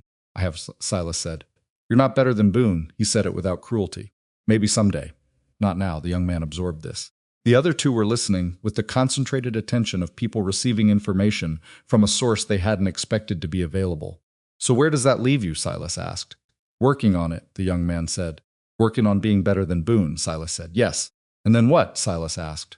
The young man opened his mouth and closed it. "After you're better than Boone," Silas said. "Then what? Someone comes along who's better than you. Or you find someone who isn't yet, and you beat them, and you become the thing you're trying to become, and then someone else does the same calculation you just did. Where do I stand relative to the top? And the answer is you, and they come looking." He paused. "You've seen how that ends." "I've seen how it ended for Calder," the young man said quietly. "Yes," Silas said, "and Calder was the best in Wyoming. I'm not telling you you'll end up like Calder. I'm asking what you're building toward." The young man looked at him for a long moment. He had the expression of someone who had been asked a question they had avoided asking themselves, and was now discovering that the avoidance hadn't made the question go away. "I don't know," he said. "That's an honest answer," Silas said. "Most men don't know. They're good at a thing, and the thing feels like who they are, and the question of where it leads is something they look at sideways, because looking straight at it is too uncomfortable." He looked at his hands for a moment. "I did that for a long time, and now?" the young man asked. "Now I'm sitting on a boardwalk in Laramie talking to you," Silas said. "Which is a different kind of work than I was doing a year ago." "Is it better?" one of the other 2 asked. He'd been quiet until now, a stocky, careful-looking young man with the deliberate quality of someone who didn't speak unless he had something to say. Silas thought about this genuinely. "It's more complicated," he said. "It doesn't pay. It doesn't build anything people will write down." He paused. "But it's work I can look at and understand why I'm doing it. That matters more than I thought it would." The 3 young men looked at him. "I'm not telling you to put your guns away," Silas said. "I'm not here to lecture you. You're going to make your own choices, and that's how it should be." He stood up. "I'm telling you to ask the question before the question gets asked for you. That's the only thing I know how to offer." He left them on the boardwalk and walked north. He wrote a letter that evening. He'd been composing it in his head since Beltree, or maybe since Ridgemont, or maybe since some point during the 6 weeks he'd spent moving through Colorado trying to locate himself in the new version of his life that he was building without a clear blueprint. He wrote it at the desk in his room at the boarding house, by lamplight, and he wrote it to Elias Boone at a general address in the territory, trusting that Elias had been moving through enough places that eventually the letter would find him. He didn't write much. He wasn't a man who wrote much. He wrote, "I came back to Laramie. Rhett's nephew was here. 24 years old, Rhett's jaw and Rhett's stubbornness, and enough of Rhett's sense to understand that dying for the performance wasn't worth it." He walked away. "I thought you should know." He wrote, "I've been thinking about what you said in Ridgemont, about Rhett hearing it and not being able to do anything with it. I think you were right. I think I needed to sit with that for longer than felt comfortable." He wrote, "I don't know what comes next for either of us, but I think we're both asking better questions than we were a year ago. That's not nothing." He signed it with his name, sealed it, and sent it with the morning mail. The letter reached Elias Boone in a town called Grady, in the southern part of Wyoming territory, 6 weeks later. He'd been in Grady for 2 weeks, having arrived with no particular plan, and discovered, after a few days, that there was a situation he could be useful in a dispute over water access between two ranch families that had been metastasizing for 3 years into something uglier than it needed to be. He wasn't Silas Crowe, and he didn't have Silas's particular skill for reading documents and asking questions that cracked the official story open. But he was a man who commanded attention when he walked into a room, and there were moments when the thing a dispute needed most was someone with presence and patience to sit two sides down and make them talk until they ran out of the familiar old arguments and reached the place underneath. He was better at this than he'd expected to be. Not perfect. He'd made a bad call in the second week that had set things back 2 days and required him to revisit a conversation he'd thought was finished.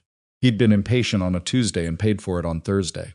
He was learning as he went, which was uncomfortable and occasionally mortifying, and also the only way available. He read Silas's letter twice, standing outside the Grady post office in the June morning. He stood there for a while with the letter in his hand and the sun on his face, and thought about Rhett Calder's nephew walking away from the Broken Wheel with his uncle's jaw and his uncle's stubbornness and just enough of something else to make a different choice. He thought about his own hand at the mill wall in Ridgemont, moving down to holster the weapon. The question he still hadn't completely answered about whether it had been choice or incapacity, or the two things fused. He thought he had a better answer now than he'd had in January. It had been both. The shoulder had been failing, and the choice had been present, and the two things had coincided and produced the same action. And Elias had spent months trying to determine which one deserved the credit, which was probably the wrong question. Maybe the useful truth was that when a body failing and a judgment converging on the same decision produced the right outcome, the origin of the outcome mattered less than what you did with the space it opened up. He'd done something with the space. He was doing something with it still. He wrote back to Silas. He found the address in Laramie that Silas had included at the bottom of the letter, a general delivery at the Laramie post, and he wrote, "I got your letter. I'm glad the nephew walked away." Rhett would have said it was stupid to do otherwise, and he would have been right, and knowing that wouldn't have helped him. "I've been in Grady for 2 weeks working a water dispute. I made a bad call Tuesday. It's better now, but I'm still reconstructing what I did wrong. I think the answer to the question in Ridgemont, the one about whether I'd come back, is no. Not because I've become a different person entirely, because I'm becoming one, and the direction it's going doesn't lead back to that field. I don't know if that satisfies anything." He thought for a moment, and then wrote, "It doesn't satisfy much, from where I'm standing. But it's the truth." He sent it and went back to the water dispute. Silas received the letter 2 weeks later, by which point he had left Laramie again and was moving north toward Montana on a trajectory he hadn't fully defined. He read it in a small post office in a town whose name he'd already forgotten by the afternoon, and the line that stayed with him was "The direction it's going doesn't lead back to that field." He folded the letter and put it in his inside coat pocket. He rode north. The thing about the frontier, the real thing, the one that the stories rarely got right, was that it was not a place of clean endings. It was a place of ongoing negotiations between what men were and what the land demanded of them, and what other men required and what their own limitations allowed. The stories wanted the endings clean because clean endings were satisfying, and satisfaction was what a story was for. But the actual business of living in that landscape, in that time, in those bodies, with those histories, it didn't clean up neatly. It continued. It adjusted. It found new shapes. Silas Crowe rode north into Montana in the summer of 1887 and did not become a saint, and did not achieve clarity. He remained a man who could read a situation faster than almost anyone, who was still and always would be capable of violence that most men couldn't match, and who was trying, imperfectly and without a reliable map, to use what he was in ways that didn't leave the same kind of wreckage behind. He helped a family in a Montana valley defend a land claim against a company attorney who had made a career out of the gap between what documents said and what agreements had actually been reached. He did it over 3 weeks of careful listening and methodical questioning, and one confrontation with the attorney that stopped short of violence, because the attorney, reading Silas accurately, decided the documentation fight was less costly than the alternative.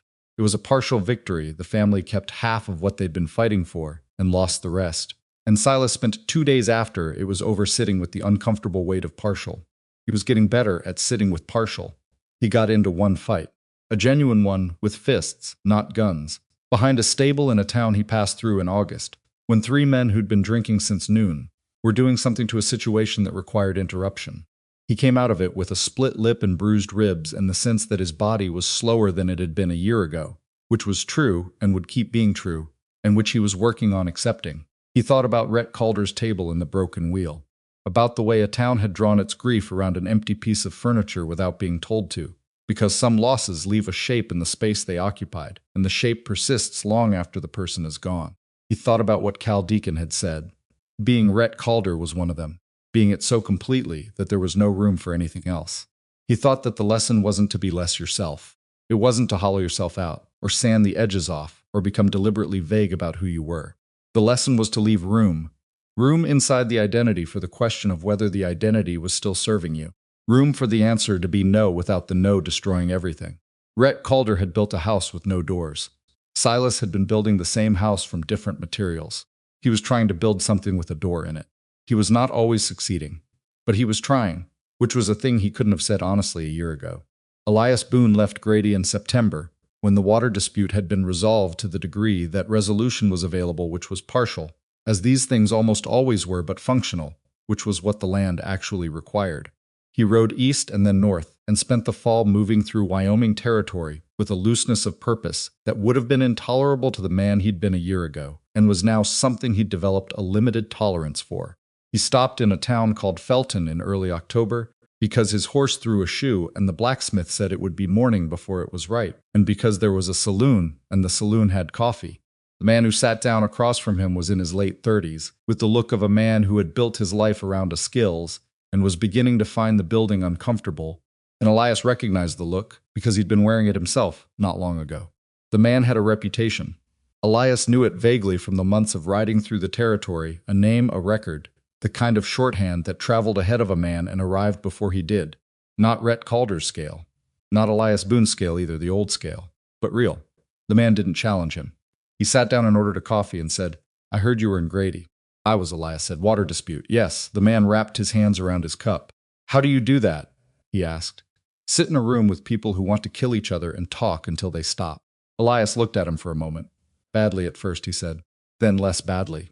The man almost smiled. "That's not an answer. It's the honest answer," Elias said. "The technique part I can explain. The part where you have to convince two people who've been wrong about each other for years to hear something new, that part I'm still figuring out." He paused. "You start with the thing they both agree on. There's always at least one, and you build from there." The man was quiet. "Is that what you're thinking about?" Elias asked. "Doing something different." A pause. "I don't know what else I am," the man said. It came out with the honesty of a sentence that had been thought and not said for a long time. Elias recognized those words. He'd said something very close to them himself in different rooms with different light. "You're a man who's good at reading people," Elias said. "You've been using it one way. There are other ways." He picked up his coffee. "The using takes practice. The being, that part you already have." The man looked at him. "Who told you that?" he asked. "A man who was better at it than me," Elias said. He finished his coffee, paid, and went to find a room for the night. There is a thing that happens when a man's identity cracks and he survives the cracking. Not a transformation, not the clean cinematic version where the old self disappears and the new one steps forward, fully formed into the light. That version is a story people tell because the real version is harder to narrate. The real version is incremental and contradictory and leaves marks. The man who comes out the other side is still the original man, still carrying the original weight, still recognizable to anyone who knew him before.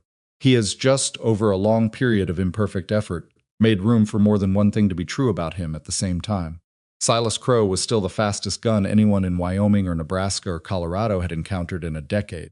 He was also a man who had spent months learning to read documents and ask questions and sit with partial victories and write letters that said, "I don't know what comes next." Both things were true. He wasn't interested in pretending otherwise. Elias Boone was still the man who had walked into 17 duels and walked out of all of them. He was also a man who had left his horse in a livery in Laramie once and ridden away on the understanding that the thing he'd been was not the whole of what he could be, and who had spent the better part of a year finding out, in the hard and ungenerous and occasionally humiliating way that real finding out happens, whether that understanding could be made into something livable. It could. Not perfectly. Never perfectly.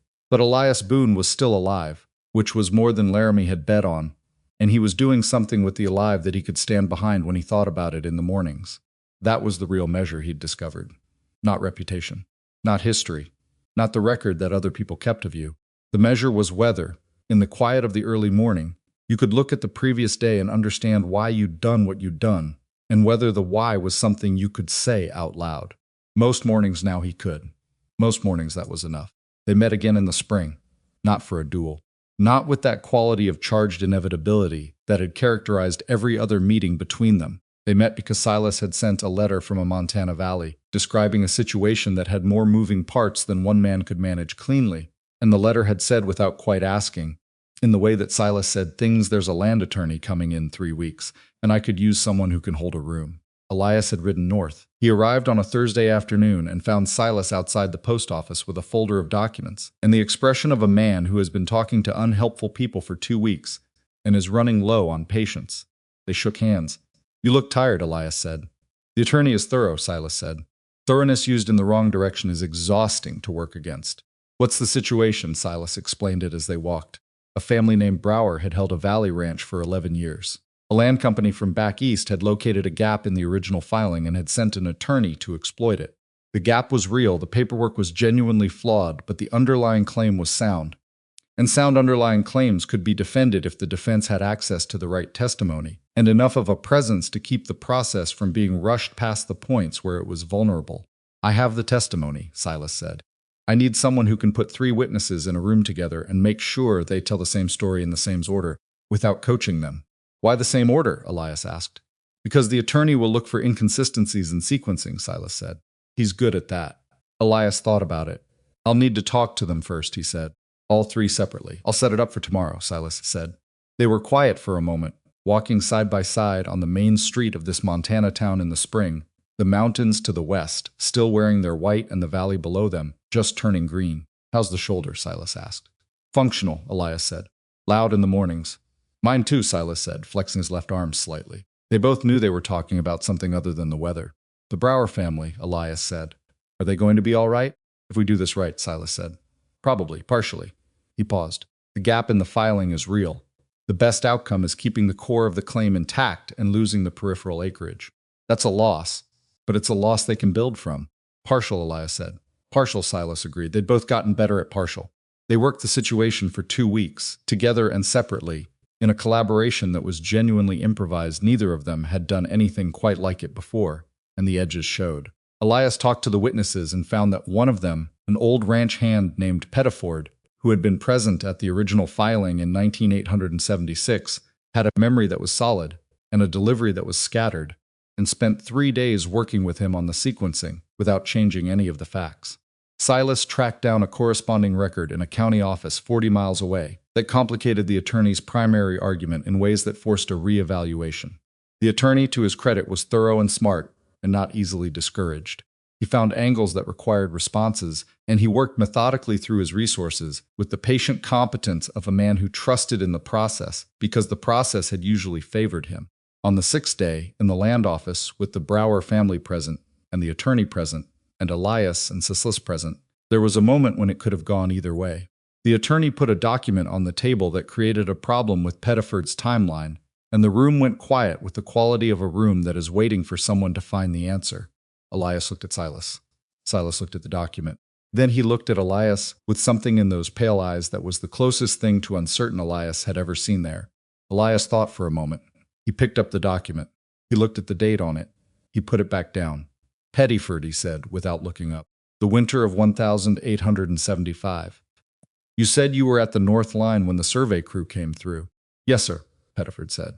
What month? November, Pettiford said. Early November, first cold snap. Elias looked at the document. Then he looked at the attorney. The document is dated March 1876, he said. 4 months after the survey Mr. Pettiford is describing. The timeline doesn't conflict. It's documented in a separate event. The attorney looked at the document, a long pause. He stopped. Looked at it again. That's correct, he said, with the professional neutrality of a man acknowledging an error without enjoying it.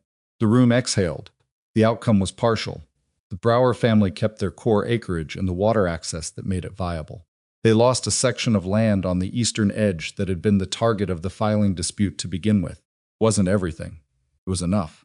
Afterward, outside the land office in the late afternoon, the Brower patriarch, a man in his 60s with the worn, deliberate quality of someone who had been working the same land for a long time and understood that it would outlast, Tim shook both their hands.